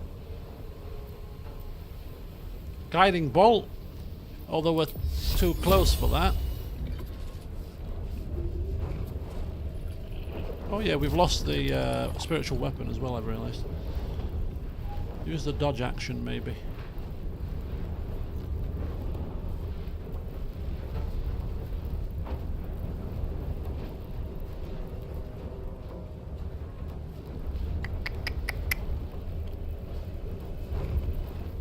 So I think Sacred Flame is probably our best bet, really. Unless we start using scrolls. I think we'll use... I think we'll use scrolls with the other guys, but they're not going to be good at using scrolls, really, I don't think. We can certainly have a look for free. Sacred Flame. Doesn't seem to be affected by being in close quarters, which is also a bonus.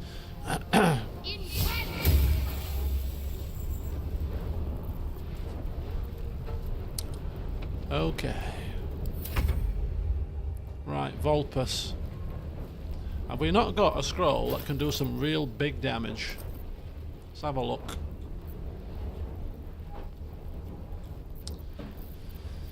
Scroll of Animal Friendship? Possibly not.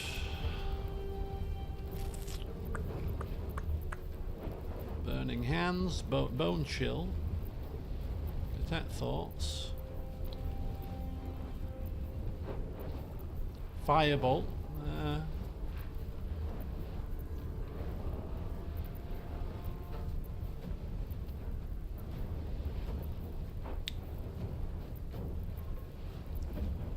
Should probably have casted haste by now, if I'm being honest. We need to be attacking twice with our spellcasters to, you know, because it's the only damage we can do. We should probably be hasting ourselves. We've got haste, actually.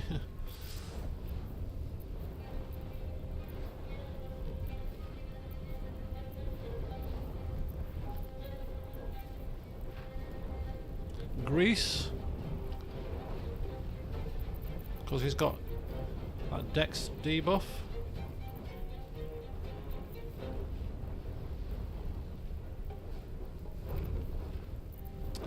Karlak could throw some water on him and we could use Shocking Grasp. Oh no, he needs to be close for that, right?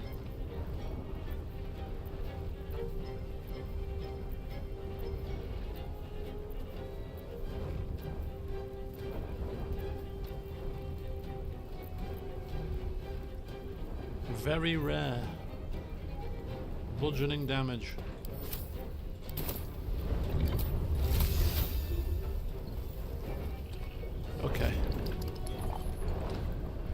It doesn't say that he can't be tripped up by grease. If we could get him so that he's on his back. Let's have a look. Just thinking, if he's classed as a sturdy creature,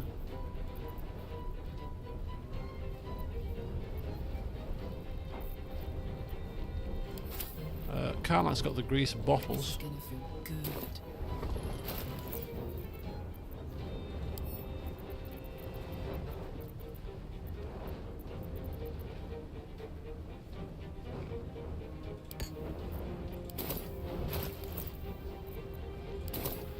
Where do I go from here?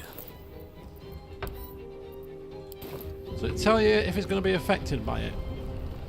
45%. Is that a 45% chance of him slipping in it?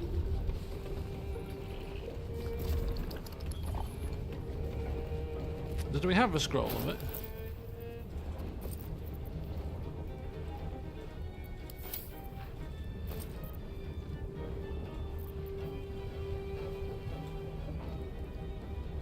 Can't see for looking.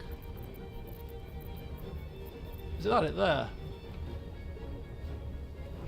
Possibly making them go prone. Possibly.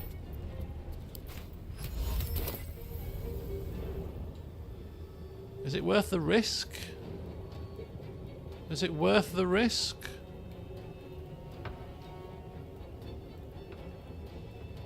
Possible chance to make him go prone.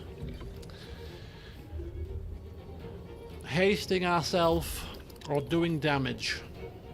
If he goes prone, it's a real big bonus to us. So do you know what? We'll give it a try. We'll give it a try. He's saved against the grease.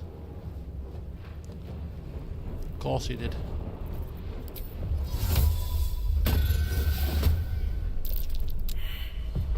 Of course he did. Right, excellent.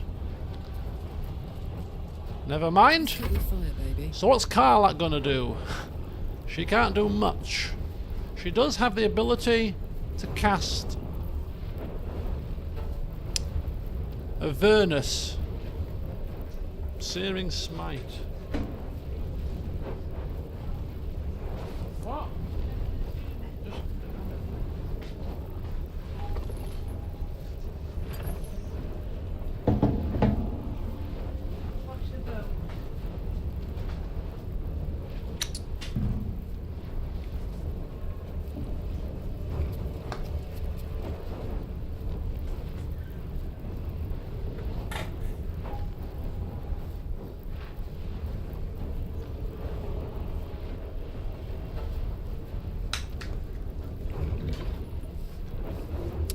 So to end the rage, I'll try these chips here, bear with me.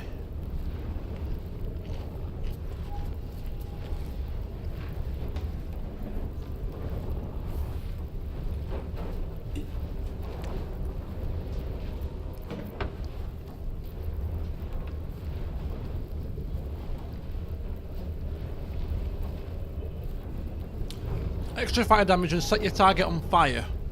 I think it's worth ending the rage and then doing that. But how long can we only use it? It's a concentration based thing, right? So we cast it once and then it's on for 10 turns. So actually, do you know what? Yeah. Can we manually end our rage?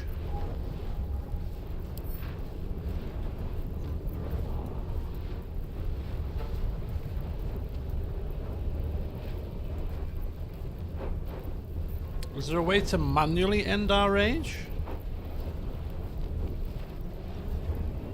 So I have to basically not attack for 1 turn. Can't manually stop it. Right, okay. How many turns has she got left of this rage? 7 turns. Right, we're gonna have to not attack then. But can we do something else other than not attack? Maybe we can throw a healing potion on Shadowheart. Would that be classed as an attack? I don't think so.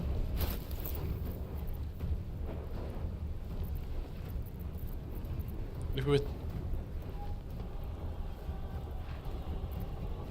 A button to end rage. Is that it there? It's flee combat. What about if we go to our spell book here with Karlach? Reckless attack, frenzy.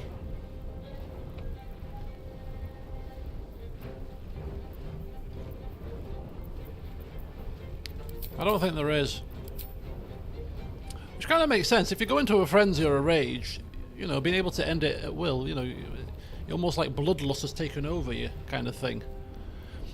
Below the improvised weapon attack, where?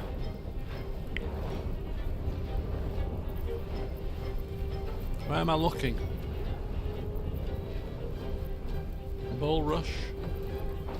Ah! End rage! Oh, well, perfect. Okay, perfect. Now we're going to suffer with some... We're going to suffer with... No, we're not. Right, perfect. Perfect. Right, this is a... Oh, this requires an action and a bonus action. So this turn we can do an attack, or we can throw something. What about what about the potion? What about like a bottle of something that does some damage? Where's that fire bottle? It doesn't do a lot of damage. Time to push my luck again. We can't use... Can't...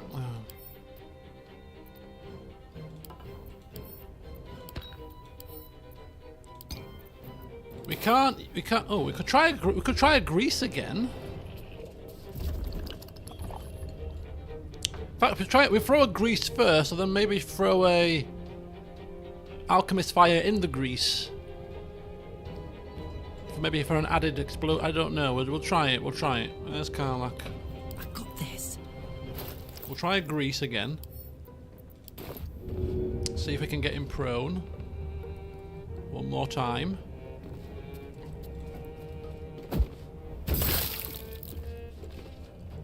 Don't think that did anything really. But anyway, there you go. And then we'll get ready for our next attack, for our next turn. So I don't mind going close to him now, because if he attacks me rather than Shadowheart, we'd be quite happy with that now. So you sit there, get ready to unleash your searing flames of death. Oh, he's already in the grease. Oh, the grease from last time. Well, extra grease is, you know, extra slippy. Extra slippiness. That's how it works, isn't it? Extra slippy. It's hot in Right, here. Carla. Okay. Shall we dance? With the devil in the pale moonlight, I think. Not. Right. We're going to be careful not to cause too much damage to our own party members here, but hey, let's give it a whirl.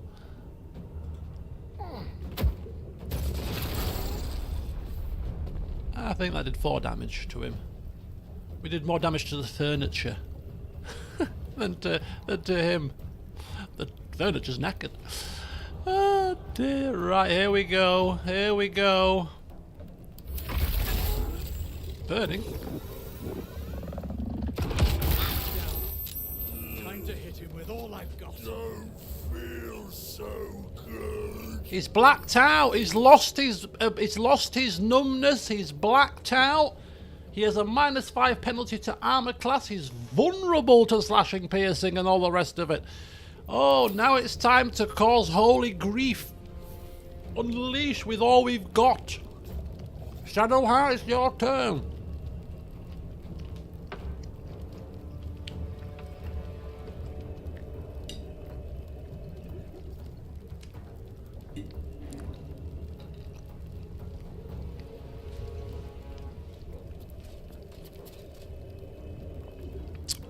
Divine Strike. Haste, Karlach, or Astarion? Is that haste with has she got haste?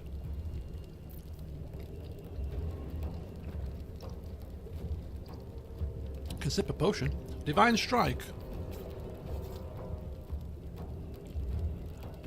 That's our best bet, really, isn't it? We got the haste ends. Have we got haste? I don't think we have got haste with her. No, I don't think so. I think we're fine. I think we're fine for the second. Do you want to heal yet? Yeah, Vulpus can haste, and we've got potions as well. Some potions of speed. Do you want to heal just in case, or do we just want to unload holy hell on this creature? We'll hit it first. What's this? Divine Strike, poison, melee, poison, ranged. Heal and hit. That's a decent amount of damage. That is a decent amount of damage. Right, Vulpus. Even Vulpus can't really do too much melee-wise. But he can haste our mighty hitting Karlach. Karlach? A touch of magic will do the trick. Unload like a crazy woman on this thing. And that's all I need to do. Thank you very much. Alright, Karlach. It's go time. It's go time, baby. 2 attacks. Which means we've got 3 attacks. I don't think we need to frenzy again. I think we're just going to go for it. Oh. But it makes more sense for us to do it with the ranged pikey thing, because we get the extra strength damage, don't forget. So maybe we should throw from a great height. Can we get up to here in 1 turn? I think we need to get up here, right?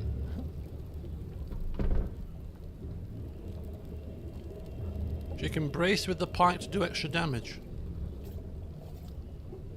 How do we... I think it'd just be worth just getting to a high ground in 1 turn and then just lobbing from this height. Close ranks. I think that should be sufficient. Throw, pike, now. Path is interrupted.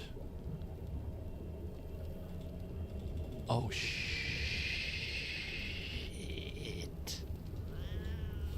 Oh no, Karlach, no.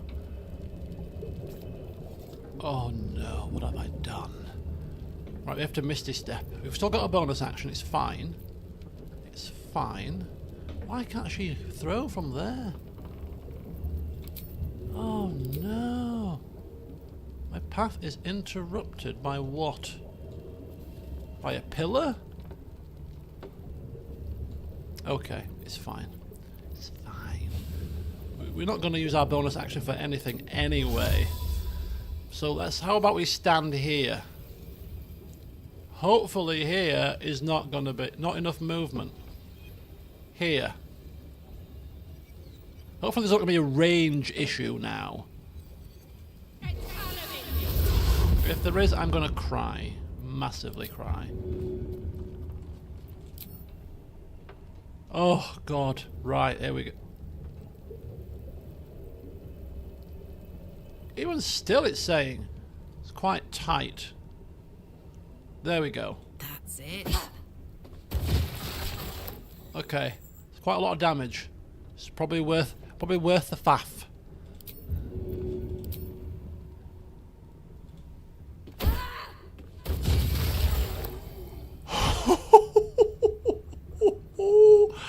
Oh, it was probably worth the faff.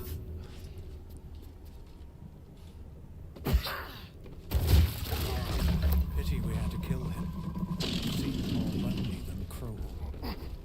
It's your fault, Vulpus. You're the one that turned down the alcohol. She just wiped out. How many hit points did he have before we started hitting him with that pike? Holy hell.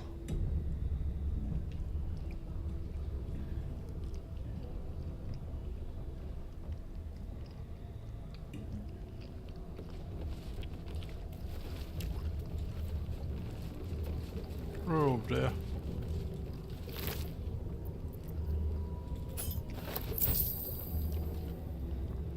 Mermaid whiskey, all this alcohol, a wyvern stinger.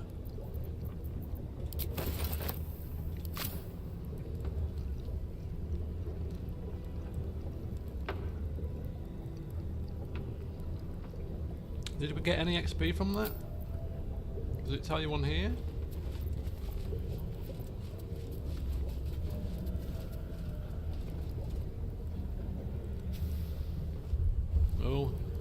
lost XP. It doesn't matter.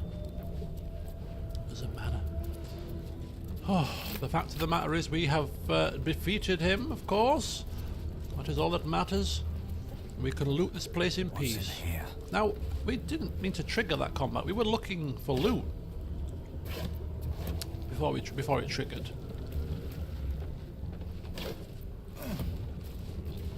Well, we were looking here, in fact, I think. But what's in here? Kind of brewing machine, shadow sack roots. Fit in my back.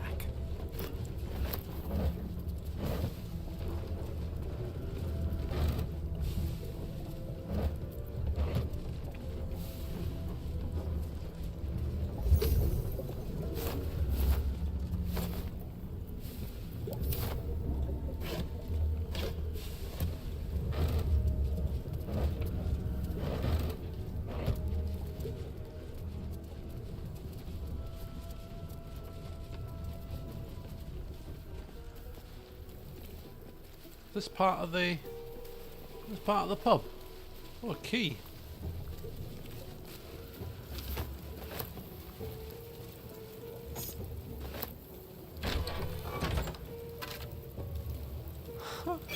Someone died in the outhouse.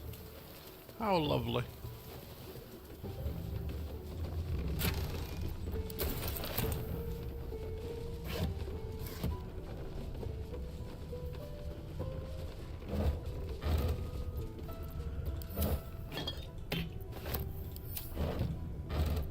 Oh. Plenty of food for camp. Okay, we're back outside. Okay, we're not finished inside yet. We're still looking for a quest item in here.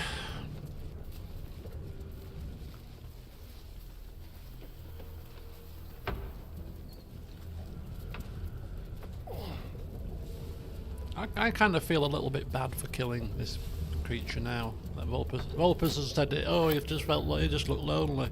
Oh, why don't you just pile on the agony, Vulpus?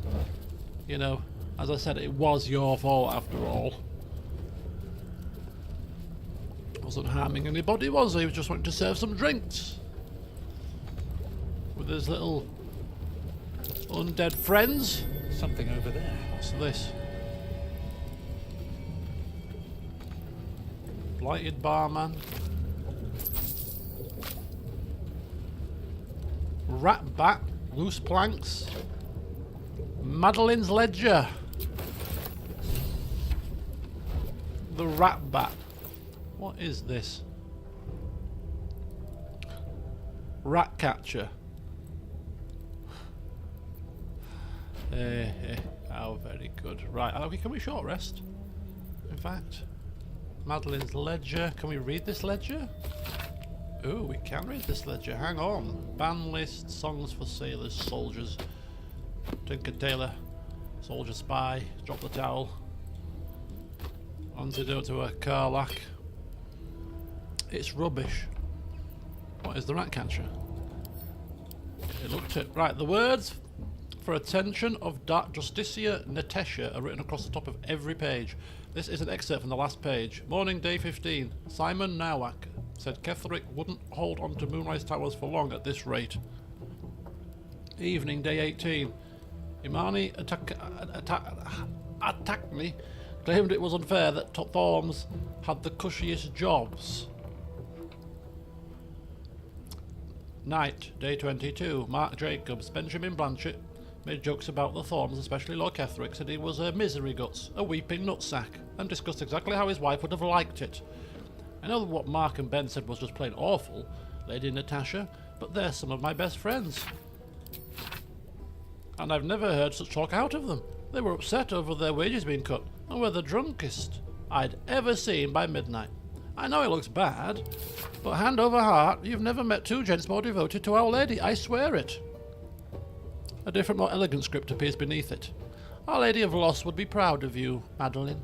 Do not worry about Mark and Benjamin. Myself and your two gents are simply going to have a little chat. I promise. Okay. I might go straight and return this, as in right this instant. Or maybe not. We'll see. We'll see, actually. We'll see. Now where does that go? It's a secret corridor. Oh, another fire wine barrel. I think we're pretty much done in here. Save for this little secret sneaky area. Yes, we've still got the rest of the outskirts of here. That quest needs to go back to the camp in the Shadow Curse lands, which we can pop to the last light via fast travel if we wanted to go and do that right this instant. We'll go see what lies behind this door here.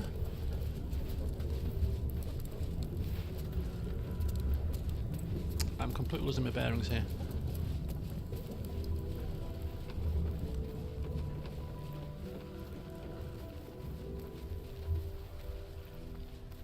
Oh, this looks like a right little hidey hole.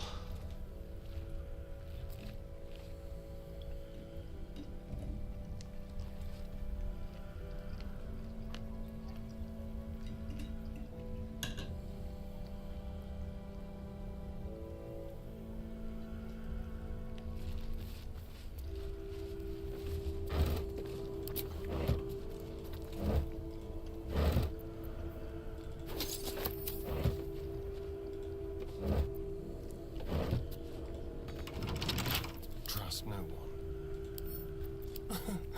Easy.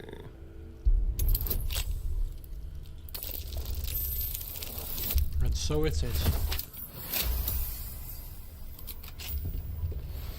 All's well that ends. Well, not as bad as it could have. Okay. Not the best of gloves, I don't think, but I mean, I don't even know what noxious does, to be honest with you.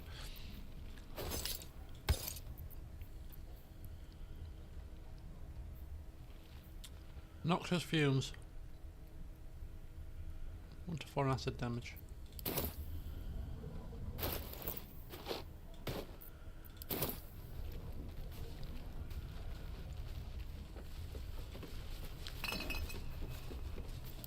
Wine.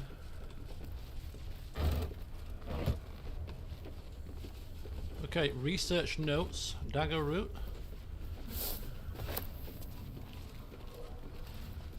Quite a lot of stuff here. Traps. How considerate. Well spotted Astarian, serpent fang toxin, the waning moon consignments. The waning moon deliveries are recorded here in a careful hand. The rear pages, however, are devoted to the distiller's personal reflections. I'll let you read. I'm just going to continue to eat. Just bear with me. It's homemade fish and chips this evening. Bassa fillets. And a homemade Cajun spice.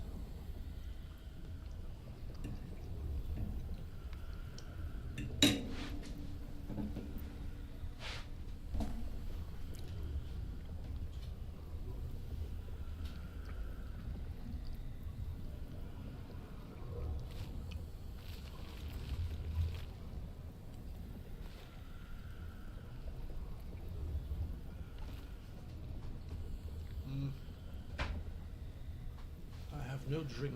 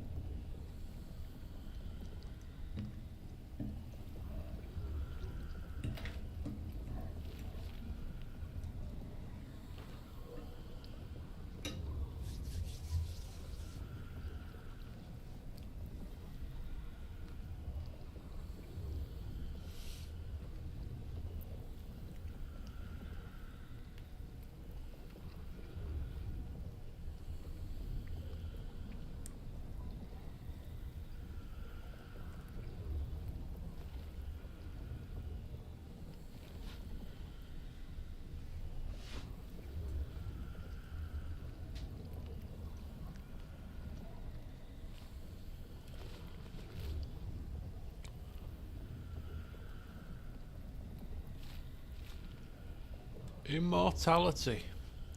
Hmm.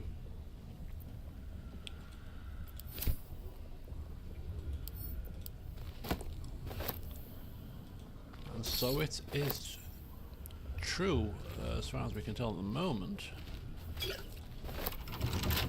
What now? A crooked touch.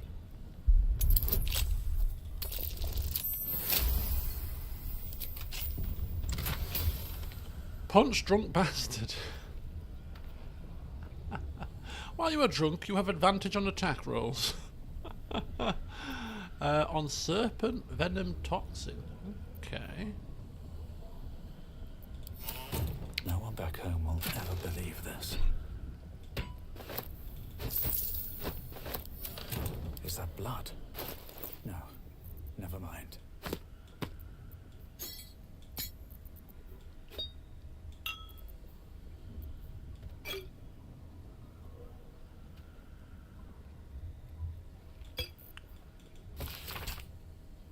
Would you like to know something interesting? If you mix suspension of venomous fang with vitriol of loath's candle, any vitriol will do, out comes a poison, drip, drip, drip, drip.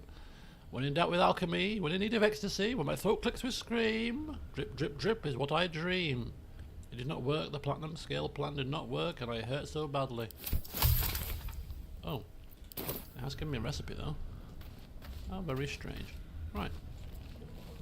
Chests behind locked, or behind a trapped door, clearly needs to be explored very, very carefully and thoroughly.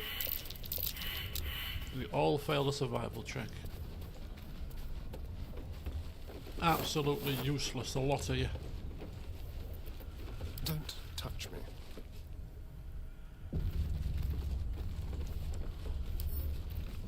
Let's crack it open.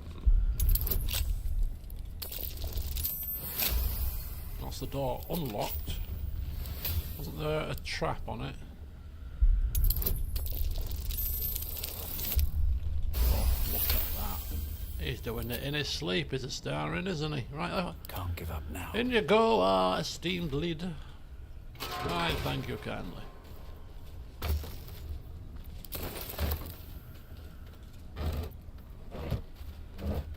Oh, more water, Carla. You'd be pleased to know. Not getting a bit. It's not getting heavy for you, is it? You're all right there. Okay, alchemical ingredients, quite a few of them. Always handy.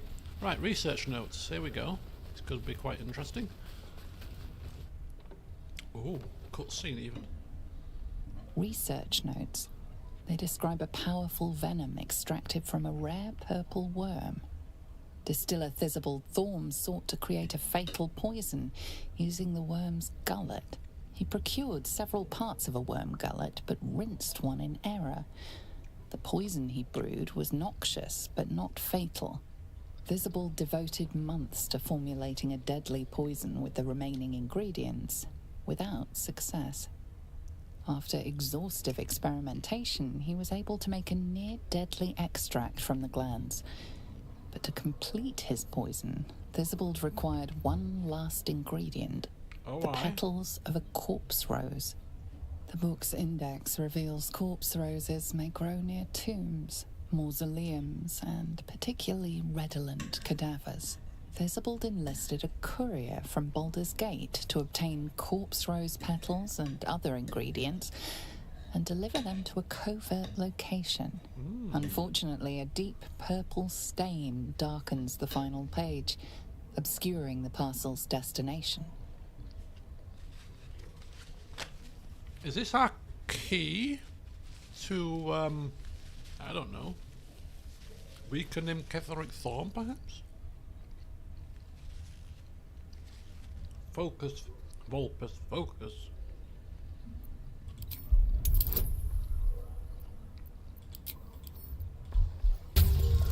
This is worth an inspiration reroll if we fail. At least make it close. Give me some hope, at least. We're doing it again.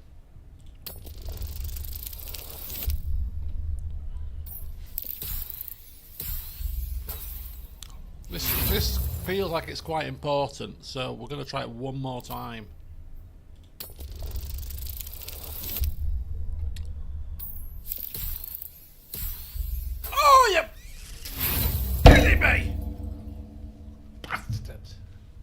not using my last one. Oh. The page is a massive dark colour. The delivery's location remains a mystery. Oh.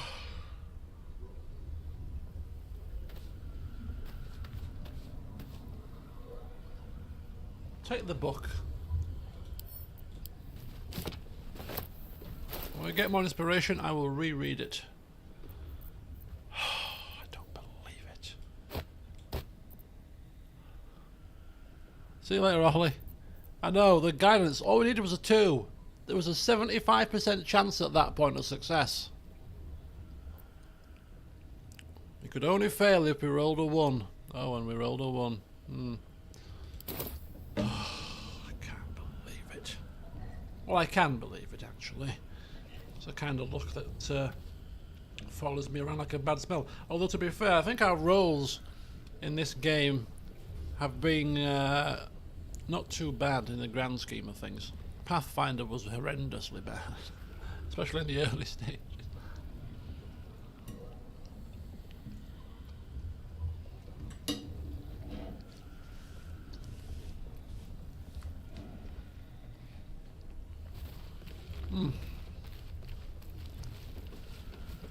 Light on my feet. Right, I think we're done. If I've missed something in this area, please let me know. As in the inn area. Otherwise, we are going back outside, the way we came in, and proceeding to explore the rest of the outside.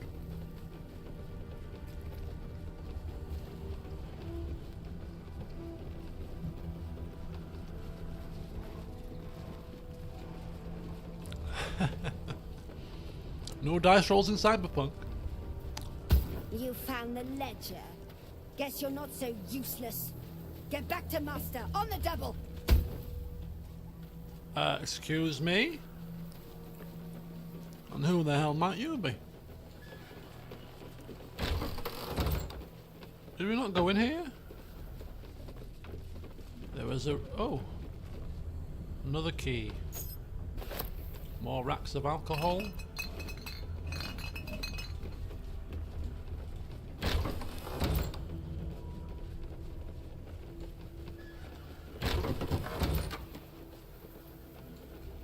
Oh, hang on, look at this.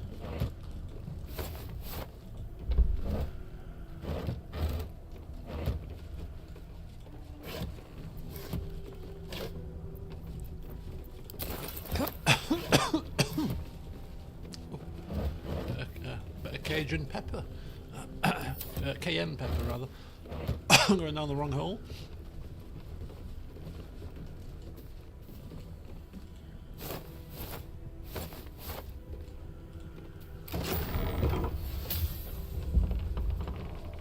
Okay. This is just leading to outside, another little outside area. Right, where are we in relation to the outside world? Okay, so we have bypassed this area. We are now around about this area. This is going up to the Thorm mausoleum. I suppose going up to there and exploring the rest of this area could be the last thing that we do here, seeing as that's going to be where we're heading anyway. So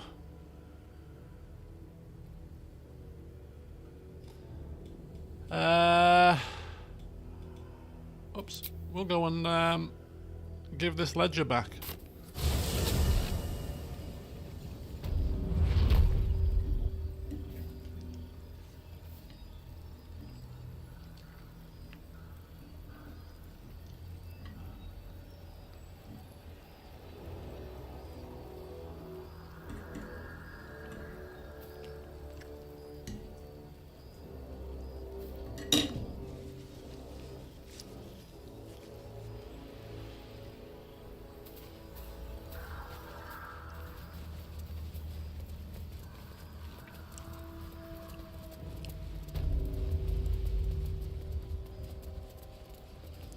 There was something a bit fishy about I can keep going a little longer now. about that guy. I seem to recall.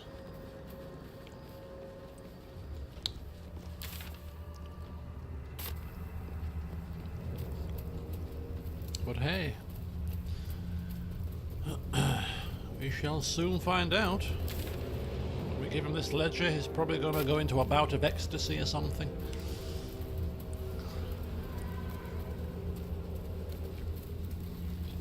Am I going the right way, the wrong way? The short way, the long way?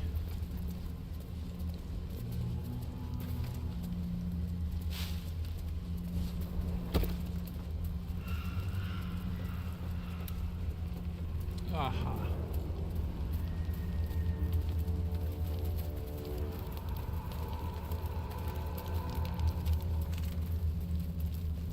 Right, so here he is. See what he has to say for himself.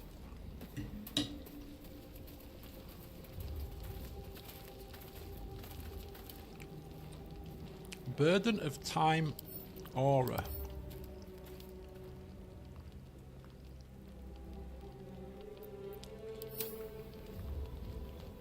If you do not approve, you can leave. This is Madeline on the floor here. Was Madeline on the floor last time we came here or not? I thought so.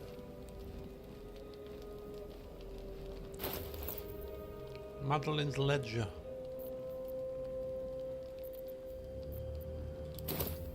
Seems like a good moment to talk. The air stirs in trepidation. You have the ledger. You have the ledger. You sound rather excited by that, sir. Indeed I do. What's it worth to you? Is the first thing that springs to my mind.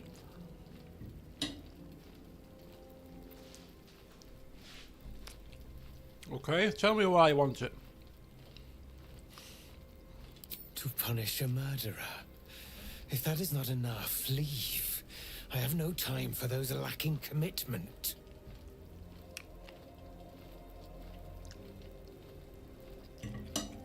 Well, fine.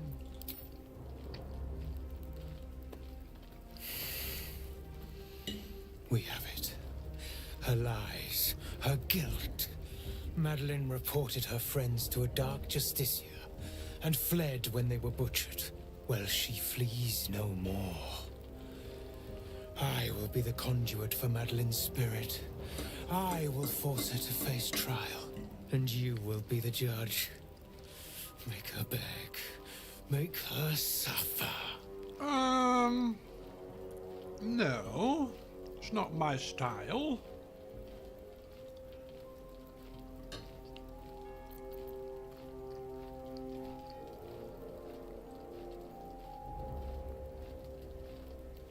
And there's always two sides to the story, so perhaps we should also listen to what she has to say first. Careful. For a serpent in life is a serpent in death. We'll bear that in mind.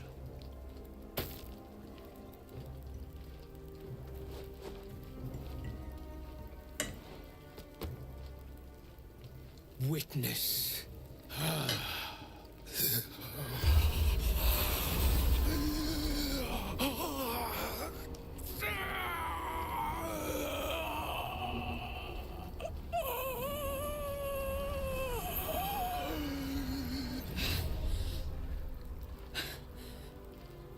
You said I was going to be punished. That you'd be the judge. But I didn't mean to hurt anyone. Okay. Start from the beginning and tell me what happened. I said it didn't mean nothing. That Ben and Mark were just drunk and whining. The Dark Justiciar promised she was going to chat with him. She promised. And if you believe that, you're a stupid fool, anyway.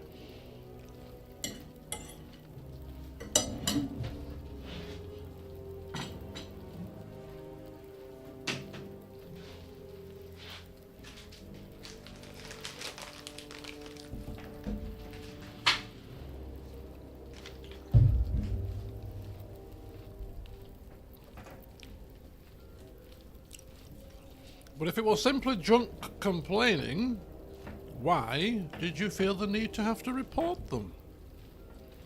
The Dark Justiciar said to report everything, big or small. She ain't the type you say no to. She gave him a dagger each and told them to press it against their stomachs on the count of 3, to start stabbing. And not stop till she said so. She never said stop. I'd do anything to take it back.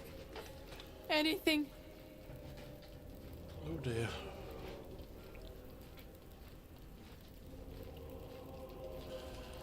Oh, where do we go with this one? Where do we go with this one? I mean, I almost feel like she's been a bit of a gullible fool, but maybe she was also, I mean, would the Dark Justicia been able to tell if she, I don't know, if she had told a little white lie or didn't report the stuff? I mean, she looks very remorseful, of course, in this man's body. Stab yourself. No. You're a coward. Or there's nothing you need do.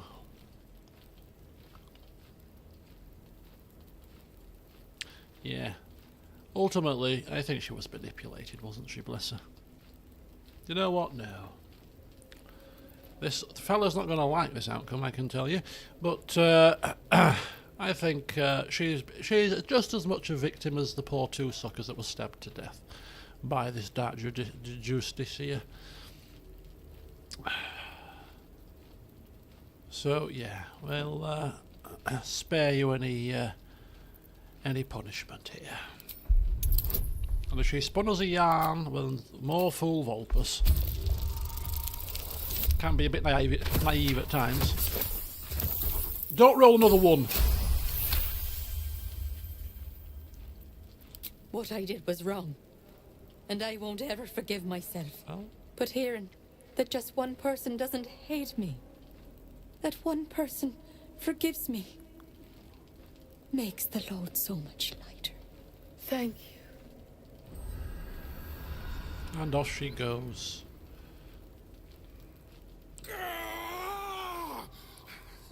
You were supposed to make her suffer, not forgive her.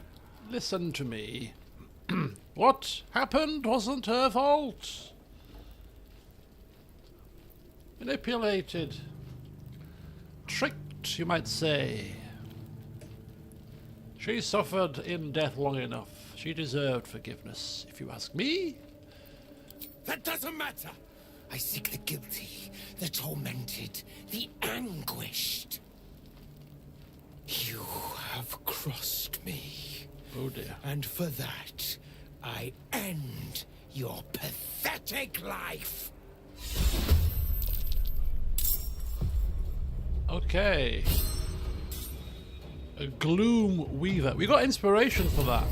Maybe we'll spend it on trying to figure out that book thing. Right. We've got the Raven. And we've got the he who, he was, he ha, he who. Karlach doesn't appreciate his tone. Do you, Karlach? Of course not. Got it. How dare you speak to Vulpus like that? How very, very dare you? Maybe kill the bird. No, kill him. The bird can watch. Is that it? It's definitely it, right? Yeah. Oops. We'll move up though, because she's best at taking damage. There we go. Burden of time. Ooh. Disadvantage on saving throws. We can live with that. You only got 32 health left. Vulpus. Anything you wish to do?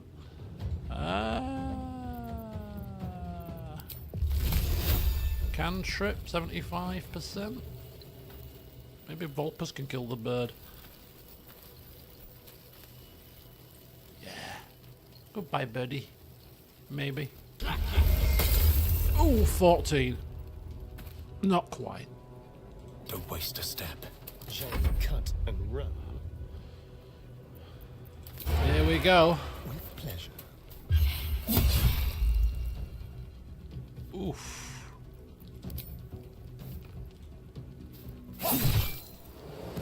Oof. Shadow Heart.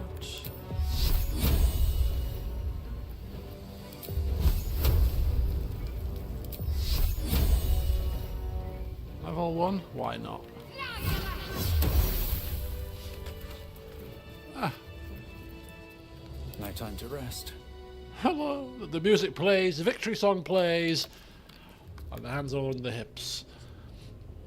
Yeah, nobody in the shadow place is safe apparently from Vulpus.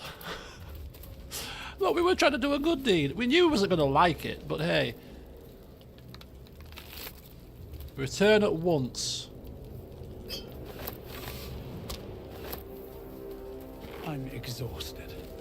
Better find somewhere to camp soon. Exhausted? What are you exhausted about, Vulpus? Madeline's ledger. Madeline. Oh, silver glass. Silver tray. This all silver cutlery. Could sell that for a decent pretty penny.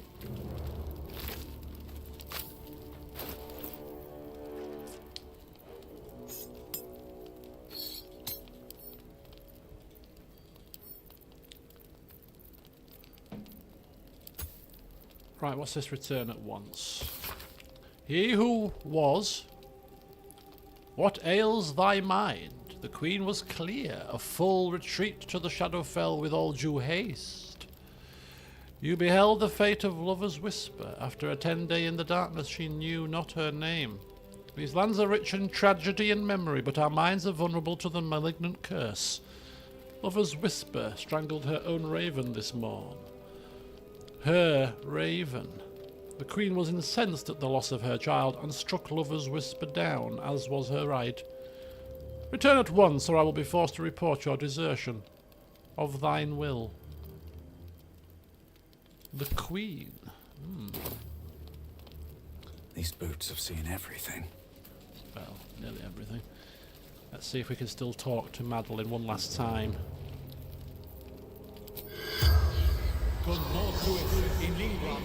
Does not stir. It will answer no more questions. I'm streaming until about 10:30ish. I did say I was going to go to the 11, but I am up early tomorrow for work and I've still got a couple of things to do. But it depends what we're up to at 10:30. If we've got something to do that's going to keep us ticking over to 11, I'll carry on. Like yesterday with, what's it called? With, Suzerain. Right, I'm just going to treat myself to 2 little Kinder Chocobons, because in the party stream I recalled that I didn't even eat a single Pringle or a single one of these. Didn't have any food at all, apart from me burger. Which is not a bad thing, to be fair. All these snacks. And in fact the paprika Pringles are still unopened downstairs. But anyway, cheers. Ooh, delightful.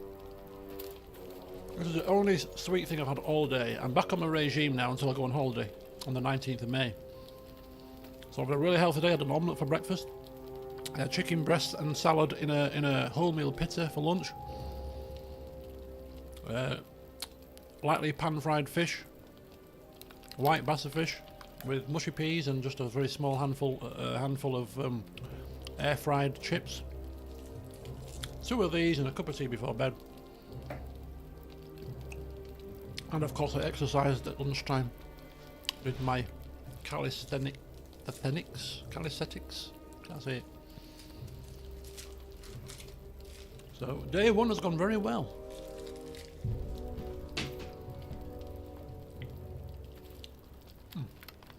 Right then. So we are heading back to Moonrise Towers and then we're going to head north and continue to explore on the way to Thorm's Mausoleum.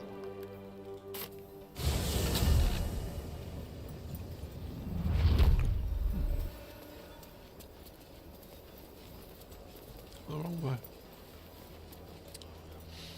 Should we just kill these people? I mean, we've killed everything else in this area so far. Should we just kill them?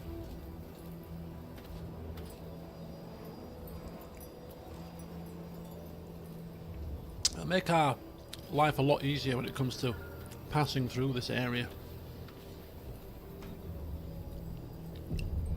Morpus has clearly been absent for 6 weeks. He's feeling in a very murdery mood today.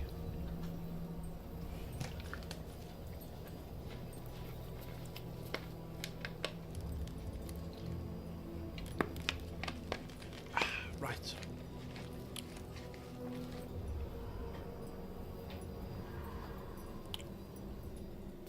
Okay, so we got 1, 2, 3, 4, 5, 6.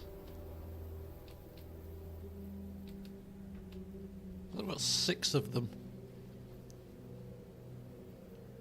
Yeah, I think we need rid. They're in my way.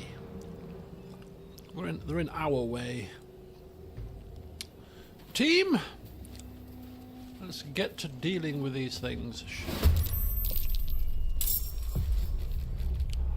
Oh, I didn't see you.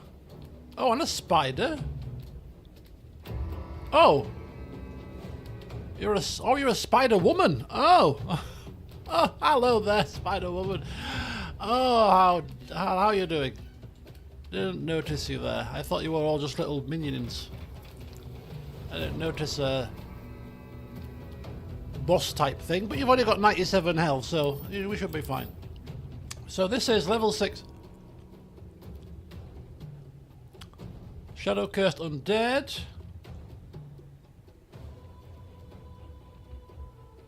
These undead have reduced hit points and strength, are resistant to necrotic damage, and cannot use spell or weapon actions. Spindle web fanaticism. Extra psychic damage.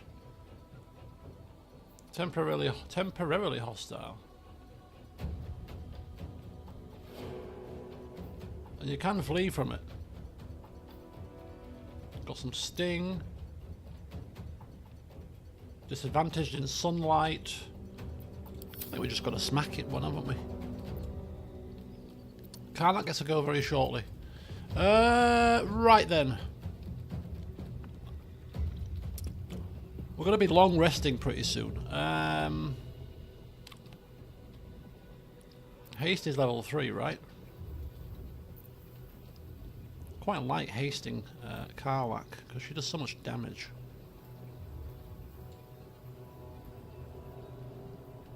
And then with Frenzy as well, she's got like 4 attacks. With a pike that does crazy damage.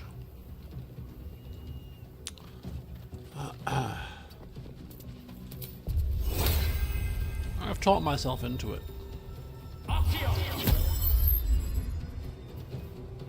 Oh! Yeah, I started a playthrough a long time ago now, but I started a playthrough of a barbarian solo character, and I was reading strategies, and there's a lot of decent potions that you can have with a barbarian, such as the Bloodlust potion, to get extra attacks. Maybe we should start... I should start implementing that with Karlach. You know. Oils, because you can put... I think... I can't remember... I remember reading it. You can put 2 things on your weapon or something. Or you can drink a potion and put an oil on, or whatever it was.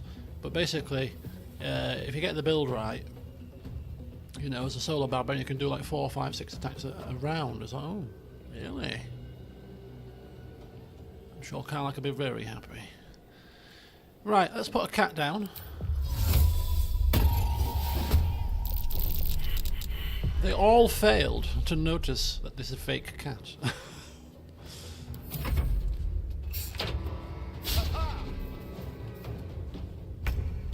Okay. Oh. Ready for another round? Karlach wants to have wants to play.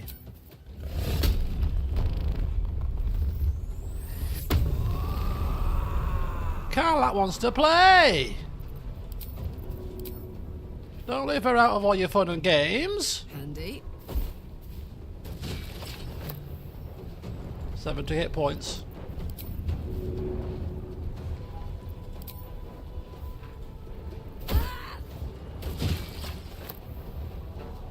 $40 hit points.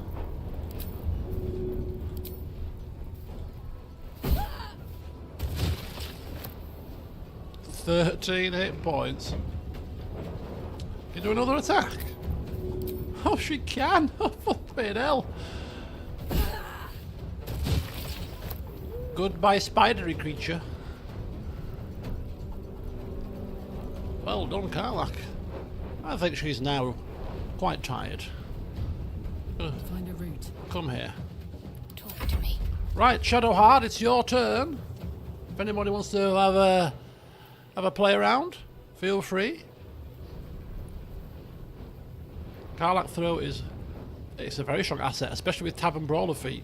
As I said, it gives you an extra plus because she's got with the item that she's got on, she gets +5 to her strength modifier, and that strength modifier gets added to the attack roll, so it makes it easier for the throwed weapon to hit, and to the damage roll, which makes it do more damage. So it's insanely crazy. And as we've seen before, throw that pike from a height, you're wiping out 50 damage per attack. And if she's attacking 4 times, well, that is quite something, isn't it? Anyway, anybody want to do something with Shadowheart? It's just the minions left, to be honest. We could probably deal with these quite quickly. I don't want to be too presumptuous, though. They might have special abilities. Sharp Eye Laura. She seems to be looking at us funny. 90%. 2 to 16. 84%.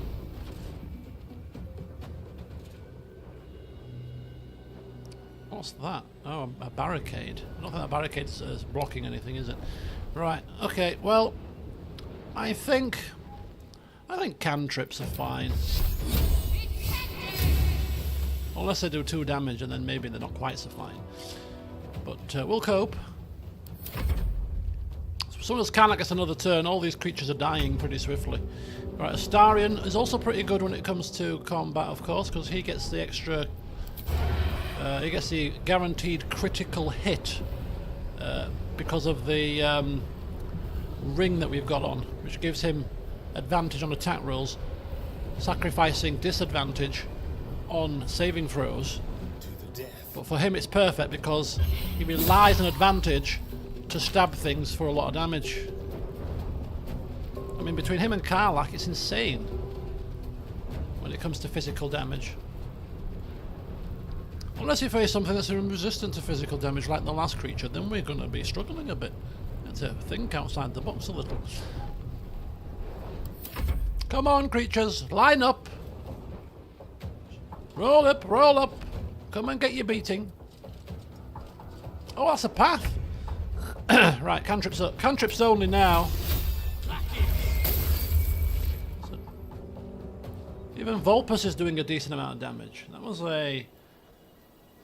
a cantrip that did 21 damage. Because Vulpus also gets elemental augmentation, which is also quite useful. Additional damage on his cantrips that deal frost, thunder, fire damage.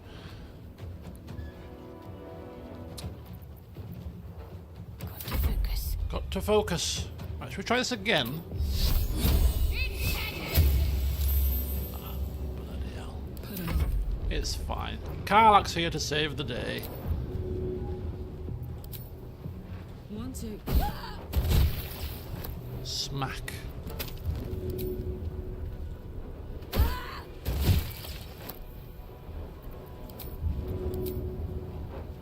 We'll leave that to be mopped up by Astarion. Boff.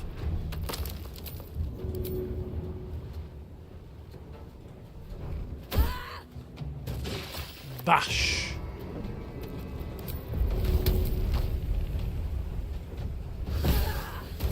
Kapow! Have a lot on my mind. And, well, in it. Everyone's looking at Karlach like, Karlach, excuse me. Would you leave some for us, please? We're not spectators here. We would like to participate in the combat, thank you.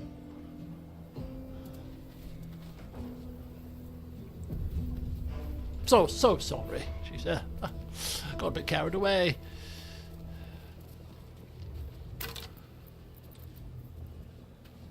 mean, these aren't like menial weapons, but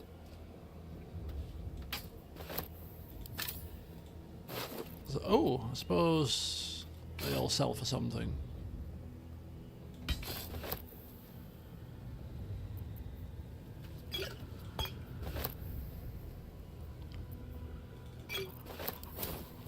Right, that's oh, hang on, can we can't talk to these because we've killed them, you see. I was going to say for a second there, can we talk to them? No, we can't.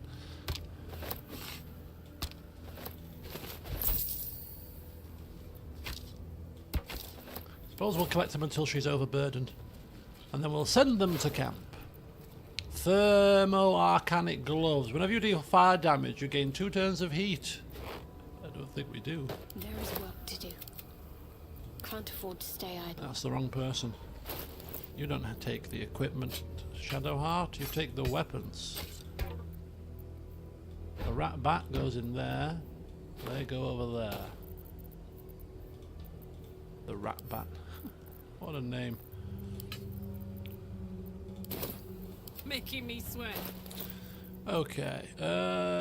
Toxins. Supreme healing. That's going to be sold. Bombs. A fire wine barrel. Just carrying around. Just in case. These are things to be thrown. These are potions to be chugged.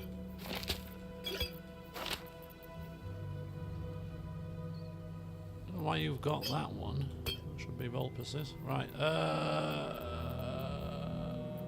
These are all things to put in your weapon, and they're potions to chug in combat. Right. There's some order to this. It may look like a haphazard thing, but there's order to these inventories of mine. What's next? There is some semblance of order. Still breathing, despite everything. Everything's got to go in the right position.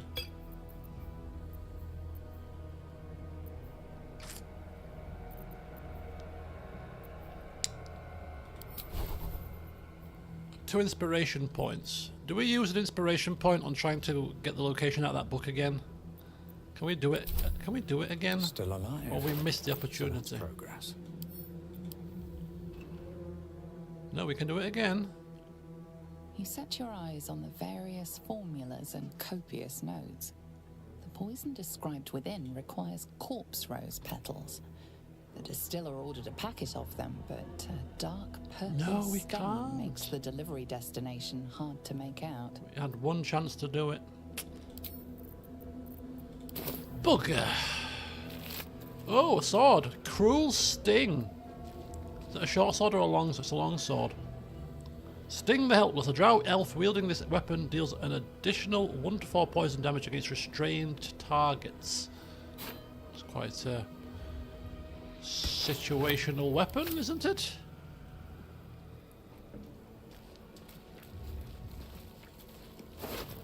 Oh my golly gosh.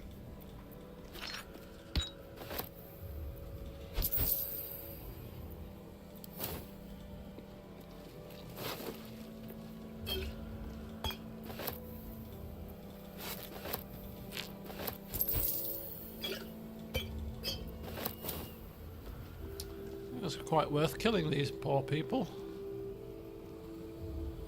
They got some decent loot on them. Right.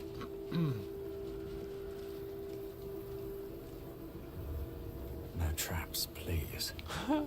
Please. I beg. Sacks. Wraithwind Toll House. We've been here before, right? I remember coming this side of the area. That's why it's all uncovered. Yeah. There was those gates up here, I seem to remember.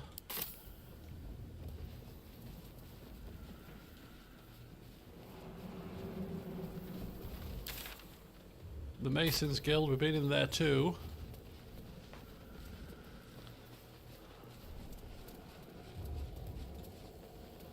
Did we read these plaques before? Yeah, up there, look, that was where we... That's where we teleported in. Was that a click I heard? There's something about these plaques.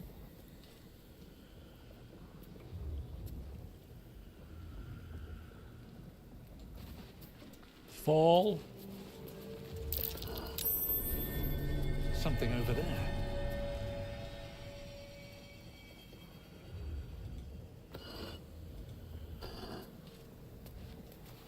Huh? What's that?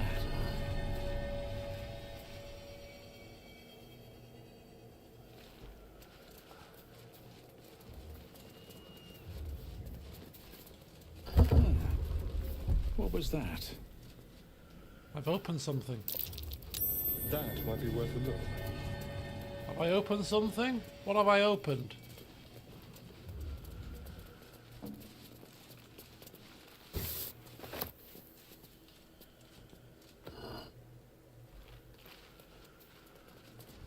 Ah! Ooh! Look at this. What have I discovered here? By clicking random plaques.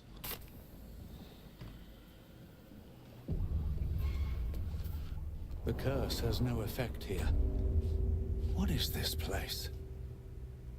Do we wish to find out? Really? Oh, what are we meddling in here? What have we found?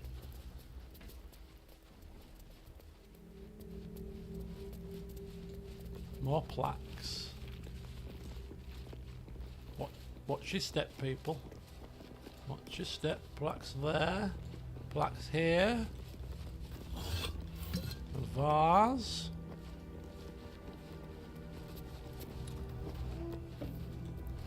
Are you bold of heart and sharp of tongue? Both. Can you turn any and all to the Dark Lady's cause? Saving throw. What? Smirk. Of course. Need you even say it? Okay. Okay. Vulpus is playing along here.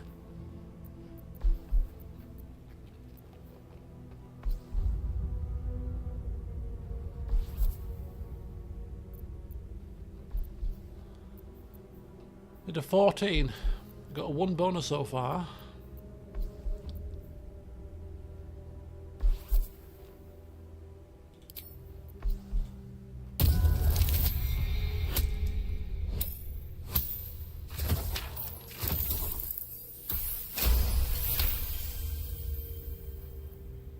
Confidence surges through you. You feel like there is nothing you can't do, no one you can't win over. The statue seems to agree and approve. So give us a buff. Dark Lady's Grace has earned Shar's approval through their charming nature, has a +5 bonus to charisma until finishing a long rest. I wonder if we can activate that regularly.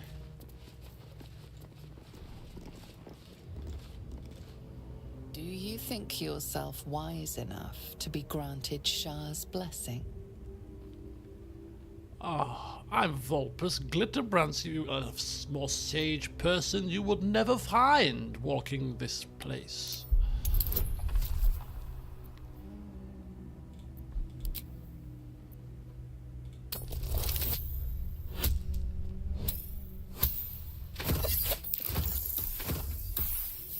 I don't think these are going to stack somehow. I think you can maybe pick one of the blessings.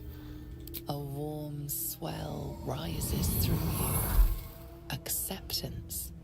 You are worthy. I hope I'm wrong. I'll be getting 3 bonuses here. Oh no, I am wrong. +5 bonus to wisdom. +5 bonus to charisma. Better be cautious.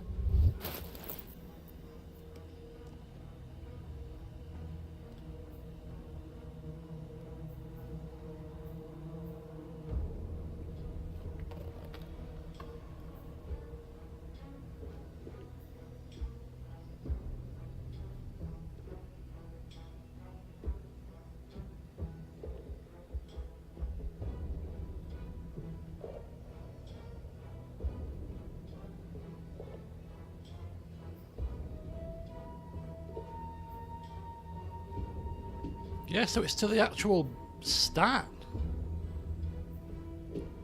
I mean, I don't know if we can take these more than once, but if we can, then we're taking them at the wrong time because we're resting soon.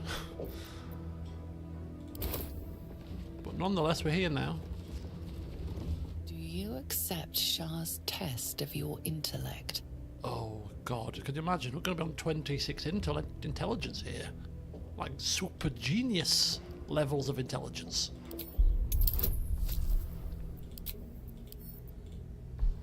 Don't. That's until we fail the check, of course. Oh, we've passed it, of course, with flying colours.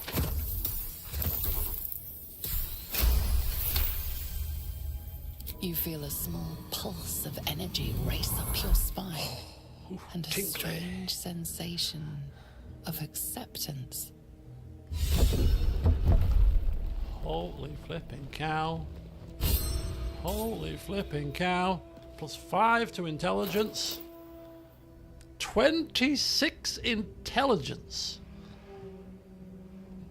Jesus wept. It's craziness. Can't we keep them? I want to keep them forever. Even if we were to use attacks that use these kind of modifiers. My God. Ritual Dagger of Shar.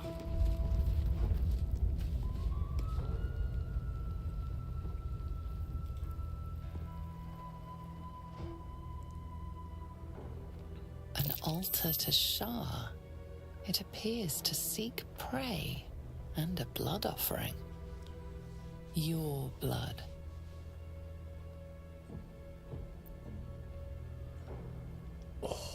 I mean, the rest of this place has given us great boons. This could be the greatest boon of them all. I mean, Lady Shar's behind us. Shadowheart, we look to her, she's like nodding. It's fine, yeah, fine. Shadow says it's fine. It's fine. Nothing. What could possibly go wrong? Shadowheart approves.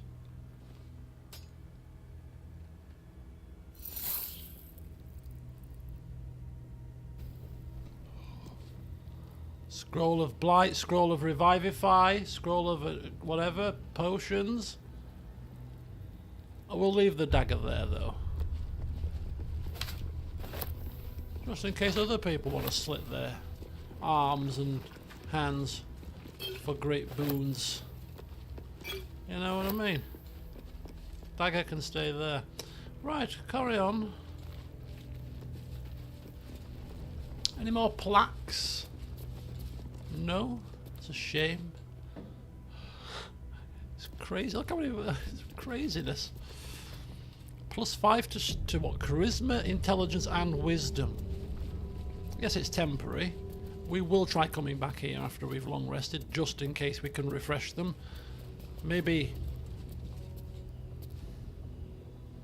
If we can, it sucks, but if we can, it's great. You know, if we'd have realised what we were doing, we could have got these right before taking on Ketheric Thorn.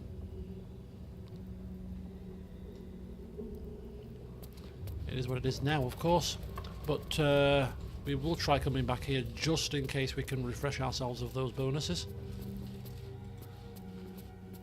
And if we can, that is actually pretty decent. I've got a sneaking suspicion you probably can't, but hey. Dark Lady's grace, awareness, and erudition. Well, that was an unexpected boon, I will say. Right, where are we going next? I kind of wanted to...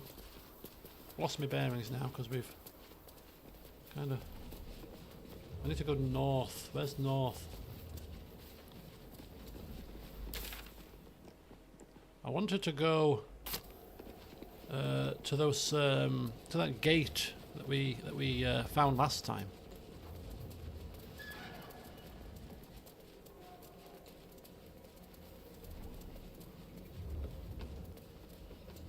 Hello?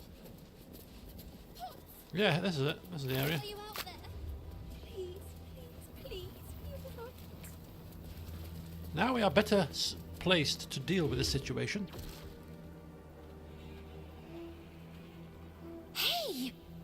No, you. Arabella. You're... Oh. Shock horror. Twist 'em up.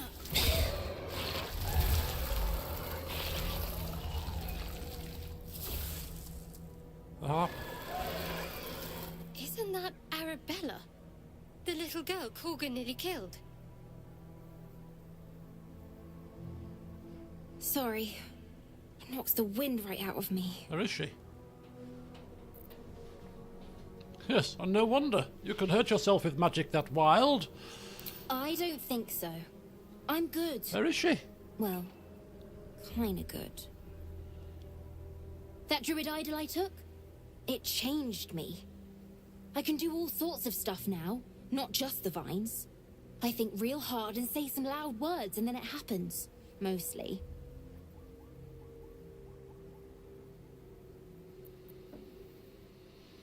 Anyway, what are you doing out here? It's not safe. I was looking for Mum and Pops. When Zevlor... when he... well... there was an ambush. Mum yelled, "Run!" So we ran. I could hear him run behind me. Till I couldn't. Still can't find him. But I bet you can. You'll help me, I just know it. Of course. I am looking for Zevlor, so your parents won't be too far away. So, yes. I won't go so far as to... you can count on me. But, yeah, we'll certainly keep an eye out for him. Thanks, mister. I knew you'd help me again. The vines won't last forever. I don't suppose I can stay with you.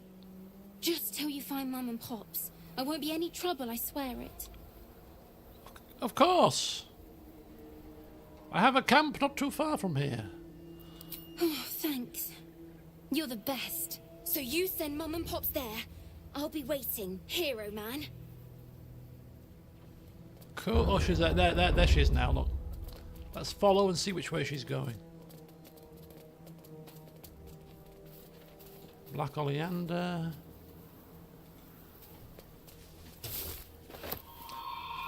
Normally you can read the tombstones. They've probably got witty comments. Here lies faithful Jamie, the love of all our lives. In memory of Ruavan Corley, who lived stoically and died without complaint.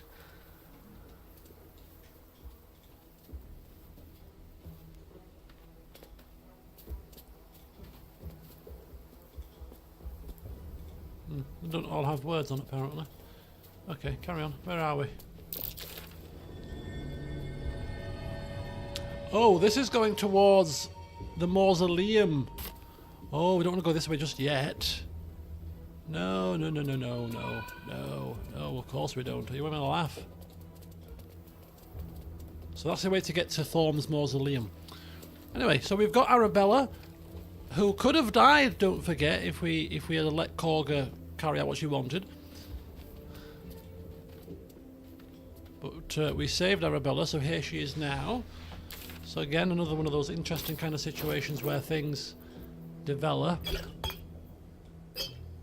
as a result of previous actions, which is always cool. Stick that bit there for now. Just in my bloody way. Right, okay, so we shall continue with our generic exploration of this area for now. We haven't yet finished it, so... Oh, getting a headache. Oh. I think it's probably because I've been sat at a screen all day. I'm getting up and working, to doing my horse racing, to now doing this. I've been at a screen literally all day. For 16 hours. I did pop out to go and do some, to get the prescription, like, but that was only like for 20 minutes. House of Healing. I don't think I want to go into the House of Healing just yet, but I'll bear that in mind. I just want to explore the externals for the second. So we've got a House of Healing to explore. That's still part of the inn. That's part of the House of Healing. Up there.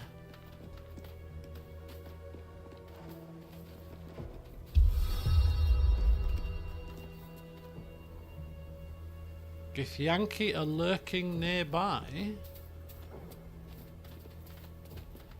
Really? Really?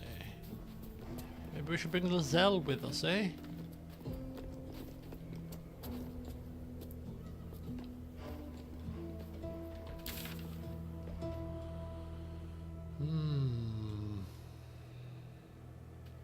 House of Healing. There's a bit of an area up here where there could be Githyanki.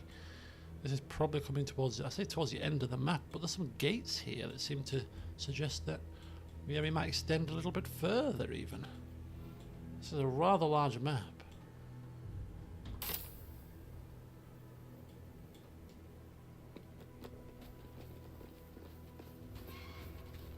Get the high ground just in case.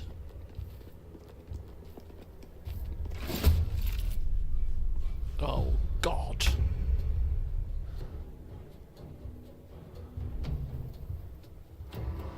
Well, I did say let's take the high ground. Where does this go? What the hell is happening here? What is this area? Bloody hell. Okay, we're not going to go any further. Oh. Ancient Sigil. So this is obviously... Yeah, this is obviously a whole different ball game area here. So we got these guys here. We'll deal with these in a second. We still got here... Still got up and around here. So we'll explore this. Then we'll do the House of Healing. Then I think we'll go down here. Catherick Thorn's Mausoleum. We're going to do very last... Family Mausoleum, at least family Mausoleum. So we've got 2 Githyanki down here. Level 9 Veteran Warrior, level 9 Veteran Warrior, level 9 Veteran Nimber. Ooh. This looks quite tough, actually. This is not a walk in the park, this battle. I know we've got Karlach, who's a flipping maniac, but nonetheless.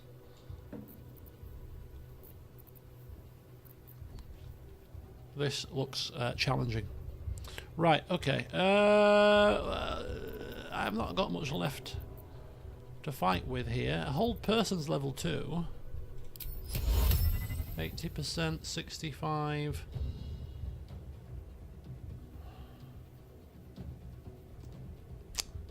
Maybe if we could, I don't know. How many turns is it? And does it cast, it's concentration based. 10 turns, wisdom to save.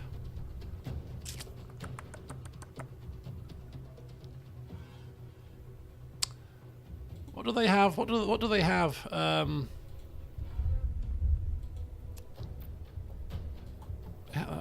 The Githyanki, they have a trait or a skill which is rather irksome. I can't remember what it was.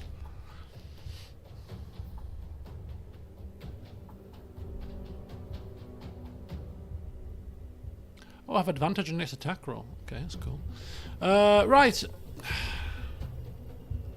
Okay, we're going to deal with the head honcho here, I think. It's going to have to be a magic missile. I'll cast a level 2. Would be better served if we had actually some lightning charges, but never mind. Okay, there you go. That's not too bad. 20 odd damage. Right. Retreat.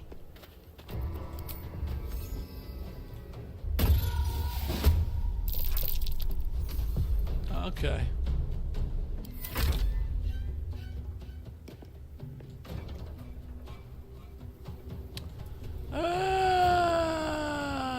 What's happened to the what's happened to me user interface?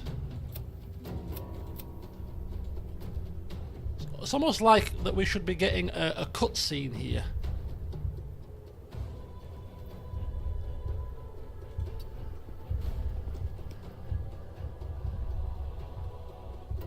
What's going on?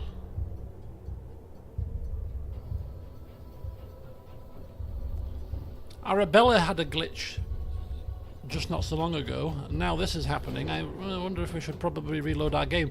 I don't know where I last saved it though.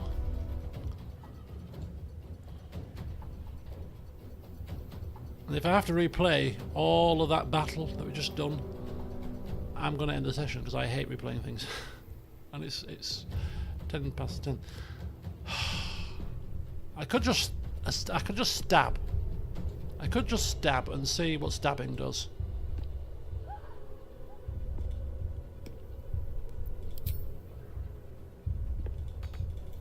Not enough resource. I can't end turn either. Look, I can't press space to end the turn. And this, look, this is indicating that we should be talking to somebody. Yeah, definitely glitched. There's my last save. Oh, the Sharon Sanctuary. It's not too bad. It's not too bad. Not too bad. We'll continue onwards. Okay, so a little bit of a glitchy type situation there. So we won't go trigger that combat then. We won't go that far. We know the Githyanki are down there, so we'll go to the House of Healing first. And then I might end the session after the House of Healing. Have we got all of the things? Yes. Did we get the stuff out of here? Yes. Excellent. Thank heavens for the autosave, eh?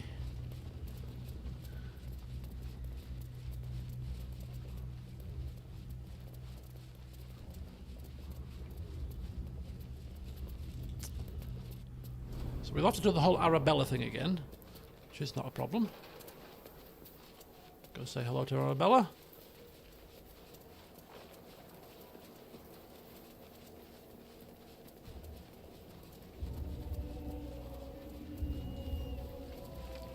Please, please, please. Okay, it's looking more promising now. Hey! I know you. You're...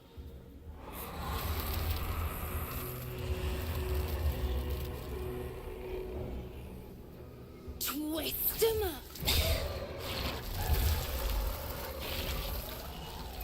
Turned into the right little druid, hasn't she?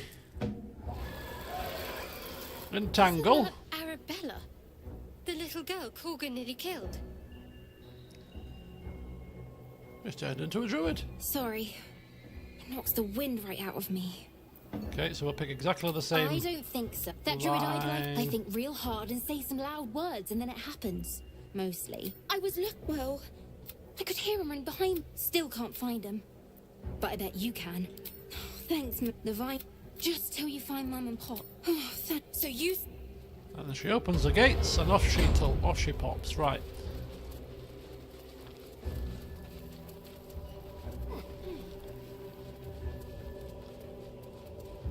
Okay, so back this way again. This is the House of Healing. We'll go in there.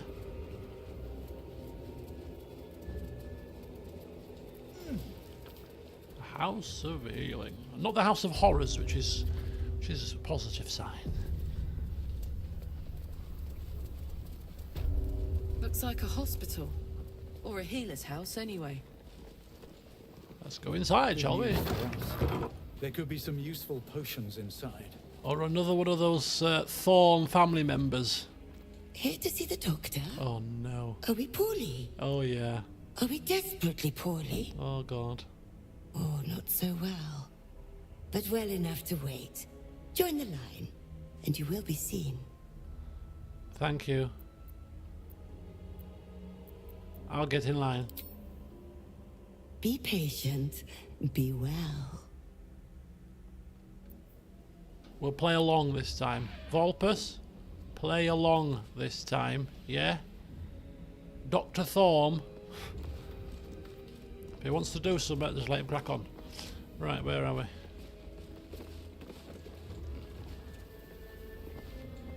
Potions of sleep. Surgeon's memorandum. Right, okay. Blood up the wall. Blood all over the sheets.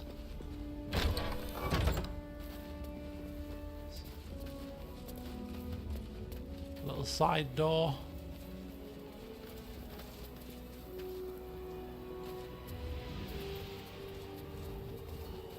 There is a somebody selling some wares in there, I think. Be handy. Patient's registry. Here to see the doctor? Are we poorly? Are we desperately poorly? Oh, not so well. But well enough to wait. Be patient. Be well. Okay, I'll wait and wait in the line. Thank you.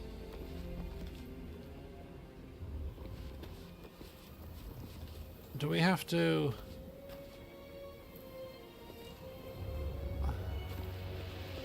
I don't know.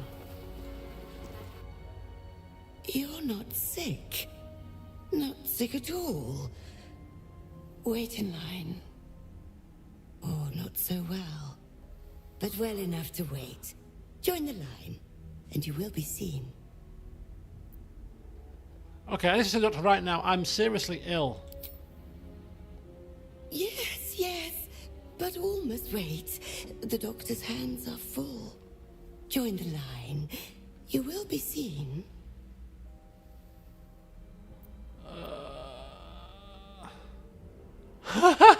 What? I am no patient. I have been hired as an expert in maladaptive necromantic malaise. Actually... See if you fall for that one, love.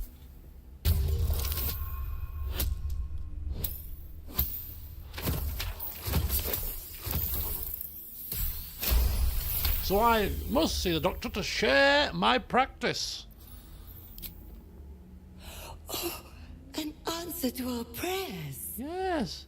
Down to the theatre. Be swift. Be saved. Oh, thank you kindly. Right, now hopefully she'll leave us there. Up in hell alone. Right, because clearly I'm a very important person here. I bring the answers you seek, so let me deliver them to you. Surgeon's Memorandum. To all Wraithwyn House of Healing medical personnel, from Malus Thorm, head surgeon. Here we go. It has come to my attention that our so-called caregivers are wasting precious anaesthetic resources on the elderly and the mortally wounded. Nurse Lidwin informs me this practice eases the suffering of the feeble and guides them to Our Lady's final embrace. Never have I heard such abject nonsense. Anaesthetic is a tool to relieve my ears of my subject's screams as I apply the blade, not a mercy to be freely dispersed to living corpses. So hath saith Shar. Only in the infirm's suffering may we forget our own. The next to ignore this missive will feel my scalpel without sedative. I will simply have to endure the shrieks.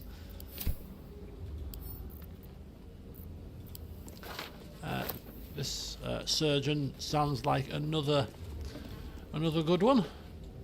Just like the bartender and the bank woman.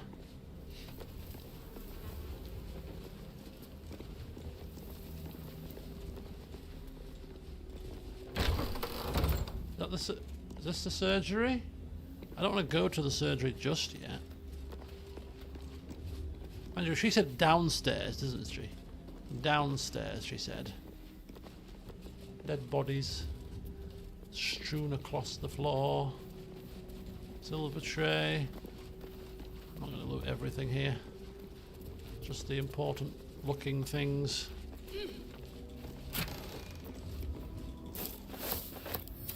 Gathering supplies for the operation, sister. Don't worry, nothing to see here. Can I just have a look at the registry if you don't mind? Thank you, Sister Sender.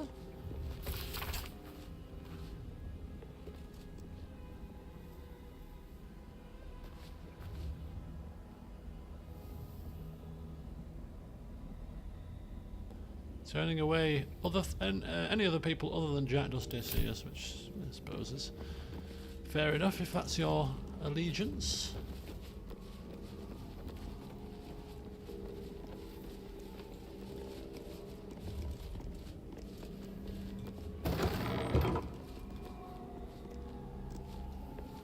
Oh. So where the hell does this go? Oh, so this was the area that we could access from down here, possibly. That's not quite so far as across as the area with the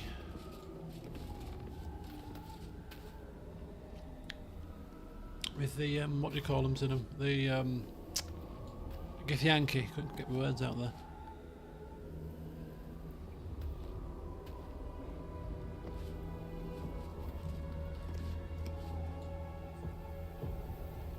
That's a friendly-looking shadow.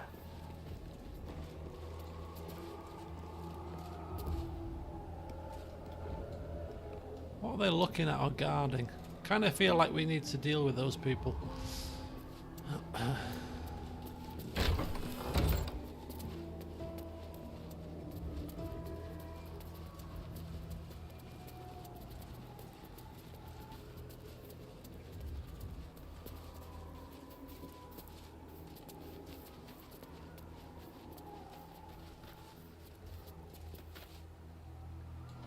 This could be heading towards Thorm's mausoleum, you know. More graves, more graveyards.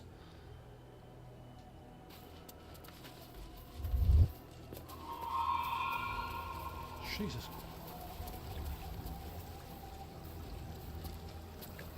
A pig's head. Somewhere in that water.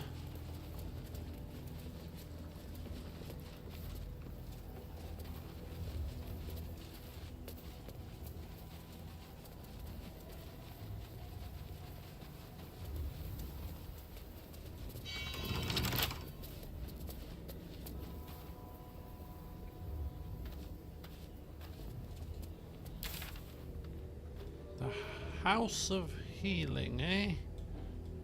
It's a pretty big house. There's the mausoleum, we're right close to it. Okay.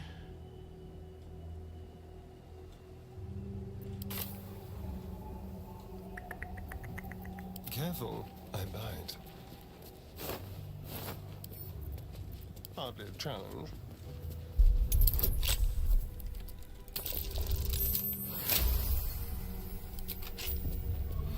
Shouldn't have wished to live in more interesting times.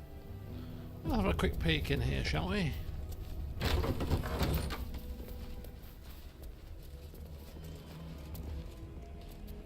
Ooh, now.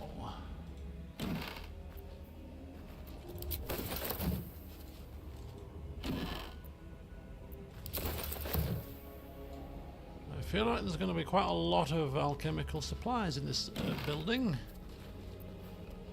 Old floppy hat.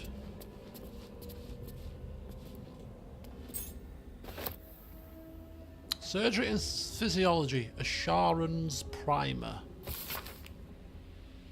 Crisp and unblemished is this text. Every quill stroke precise. Only with sacrifices mastery gains, so has Our Lady said. And so I say to you, dearest reader. The darkness is infinite, but a master's teachings are not. When his wisdom is exhausted and his pupils fully versed, there shall come time for one final lesson. He will become the subject fully laid bare for his students to consult, examine, and dissect. The sisters shall one day know me, first in whole, last in part.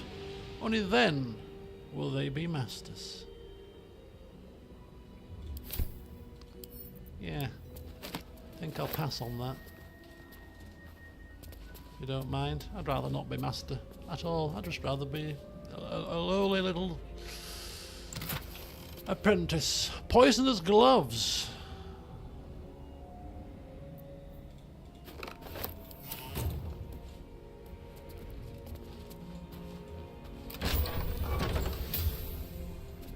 So that takes us out to the side of the building that we could have accessed from the gates that Arabella ran through, probably. So we won't go that way just yet. Judge of the Damned. Scroll of Blight.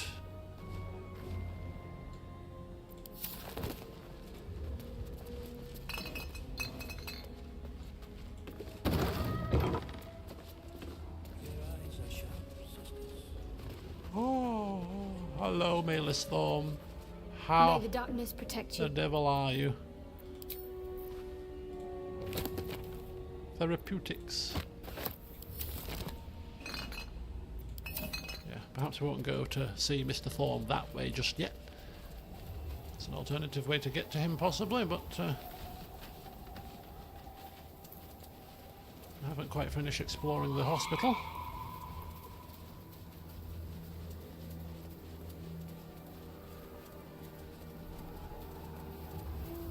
Right, so these shadowy guys... Oh, there's a wraith there as well. Is it going to be worth anything worth our time here? Can't see beyond there. Could be. I mean, it's almost like they're waiting for something to come out, maybe, or to ambush something or someone.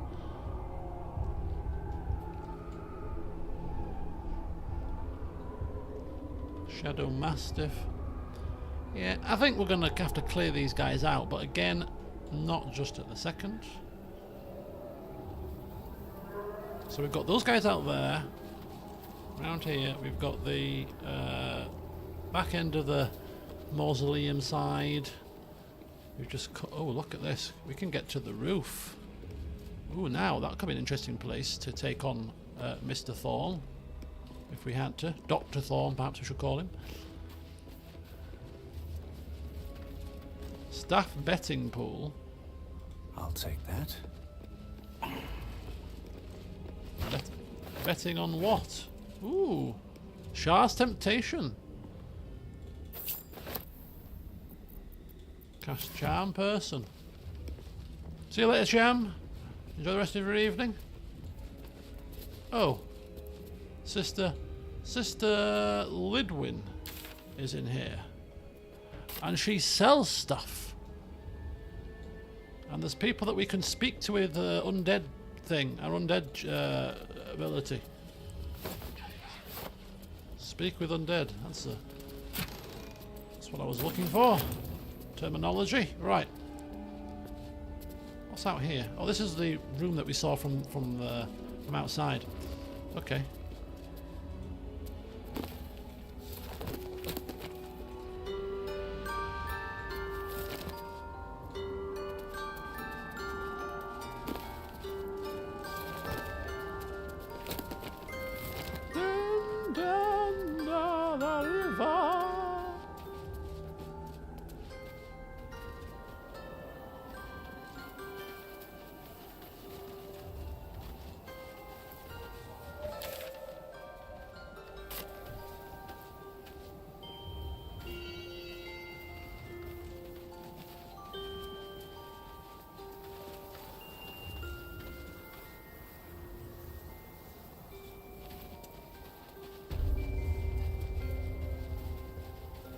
Quite cool. Have we not? I don't think we've heard a music box before, have we?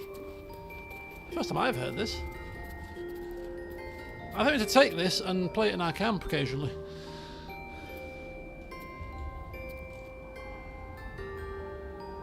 It's cool. As somebody said earlier in the stream, and I can't remember who it was, there's about 4 different versions of Down by the River. Here's one of them. Music box form.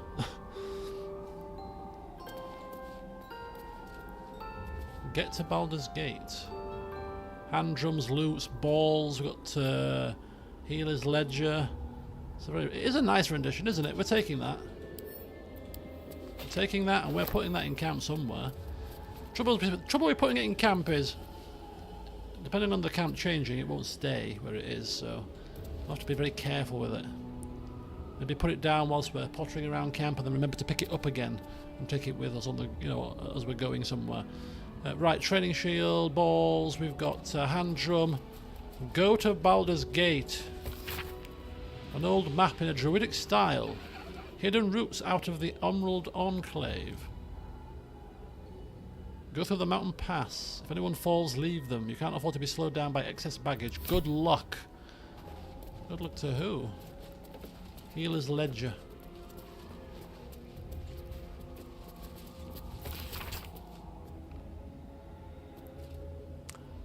Supplies dwindled in its final days. Justicars only, no exceptions.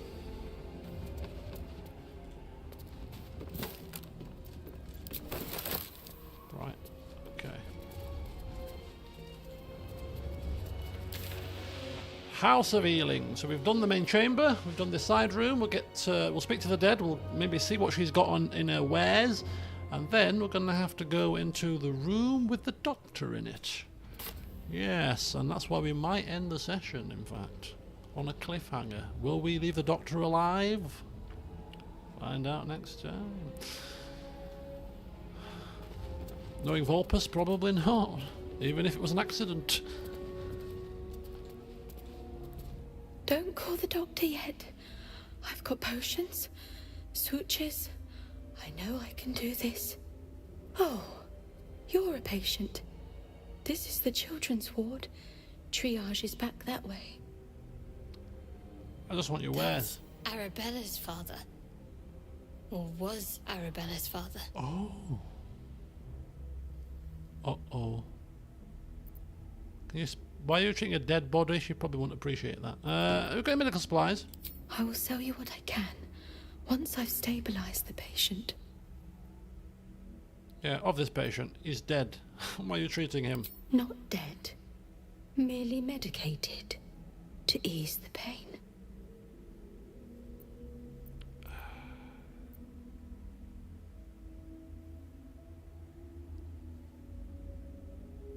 Deception. I'm quite interested with deception, actually. I don't want to poke the corpse. Yeah. Yes, they're clearly sleeping very peacefully. A job well done.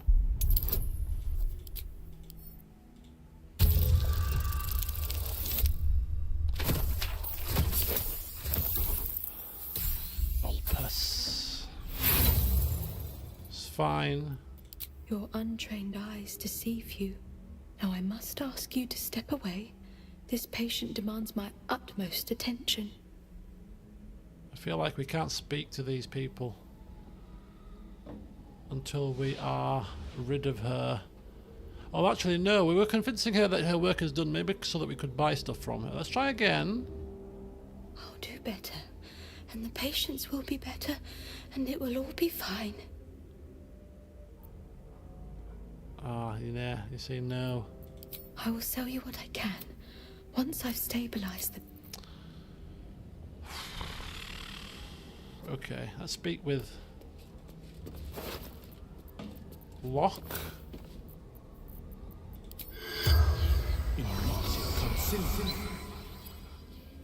Right in front of her. She won't mind. The corpse regards you lifelessly. He must have been in the Emerald Grove as well. Why were you here? Zevlor. Betrayed. Betrayed? Ran. Shelter.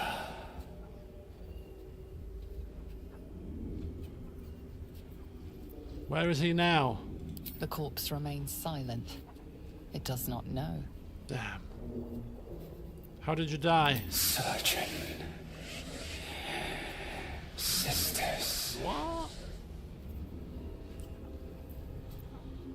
Remind me, who were you again? Locke. Oh, he's the father. Father to Arabella. Of course. Where are you from? Okay. I think it matters not right now. But hey. The spell's power wanes. You can ask no more questions. So they killed him. Probably trying to save them. Feeding them medications and killing them. Right? I don't think she can be talked to.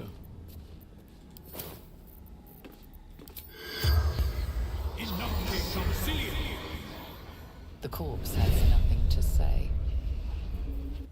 Oh, poor little Arabella's going to be extremely upset. We should break the news to her at camp.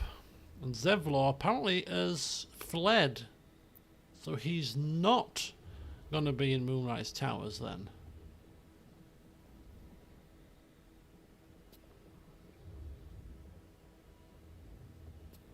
What? That says something slightly different there, but hey. We're not going to get stuff out of her. now because we failed that check, I think.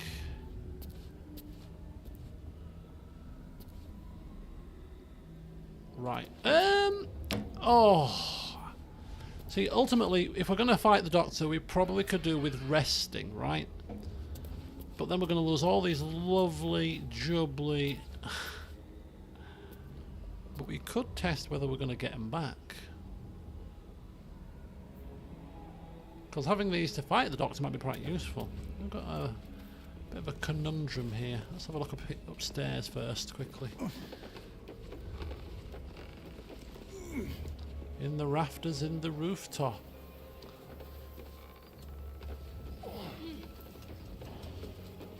What's this?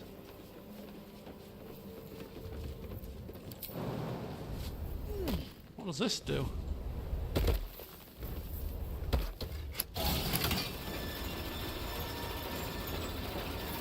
Oh. Hello, everyone. It's only me playing with the technology. Hope you don't mind.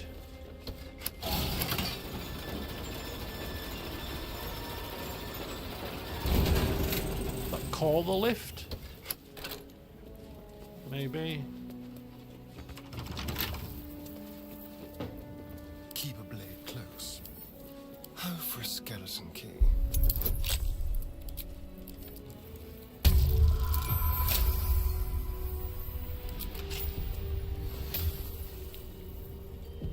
At least things have stayed interesting.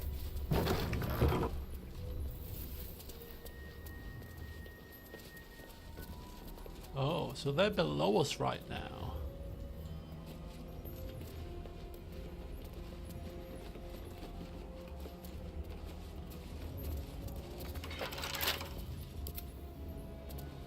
A very strange situation. Simple.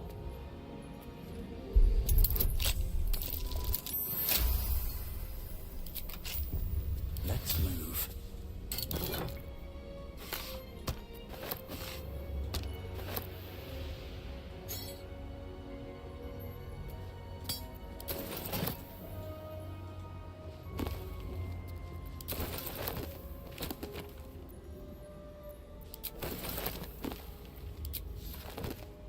Can we get out here? Oh, look at that, we're on the roof. Shadow fungus. Blue cat mushrooms.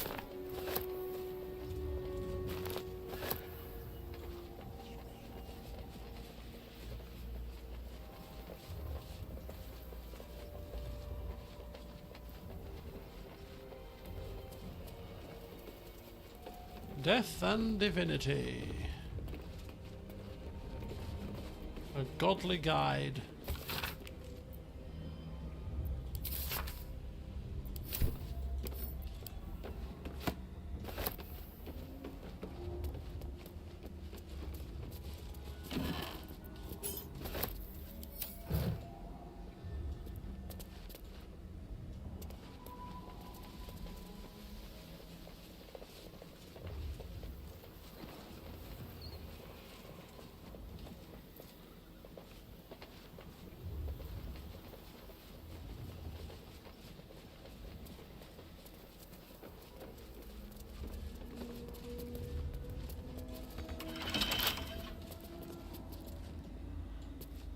Okay, so I thought it was the same chest that we just opened, but it's apparently not. It's a different chest, that one. So, Watch Zorin, your back.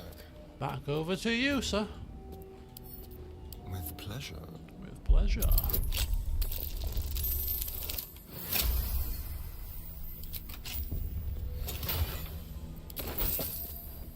$219. Right.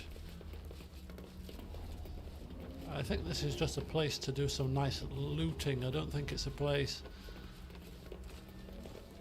where anything else can happen. So I think we'll go back in the elevator. What to do? Back down we go. And then the Doctor awaits. Everybody on? Aboard the... No?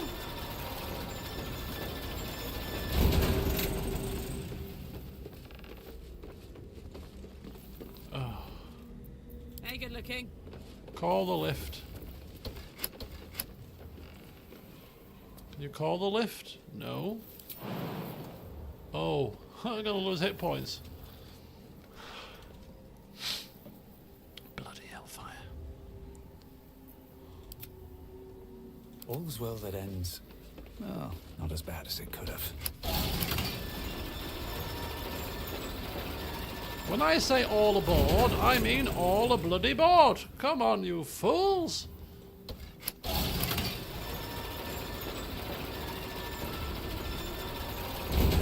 There we go. Now where were we? That's right. Your eyes are sharp, sisters. Wow. This is Malus Thorm. Look at the state of him. He looks like a flippin' madman. Slashing resistant, piercing resistant, bludgeoning resistant but not immune. Resistant to fire, which is also not too bad. Magic resistance. Only on saving throws though. He goes into a frenzy kind of a situation if his hit points are less than 40. And he's resistant to turn undead. Right, okay. He looks... yeah, he looks like a bit of a card, doesn't he? I'm at class 18. Right.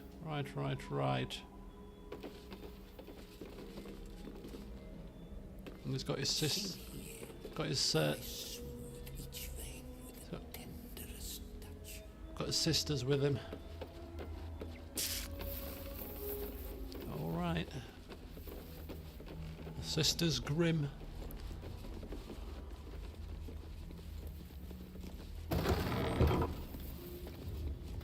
So this is the middle level actually. So there is stuff on the middle level.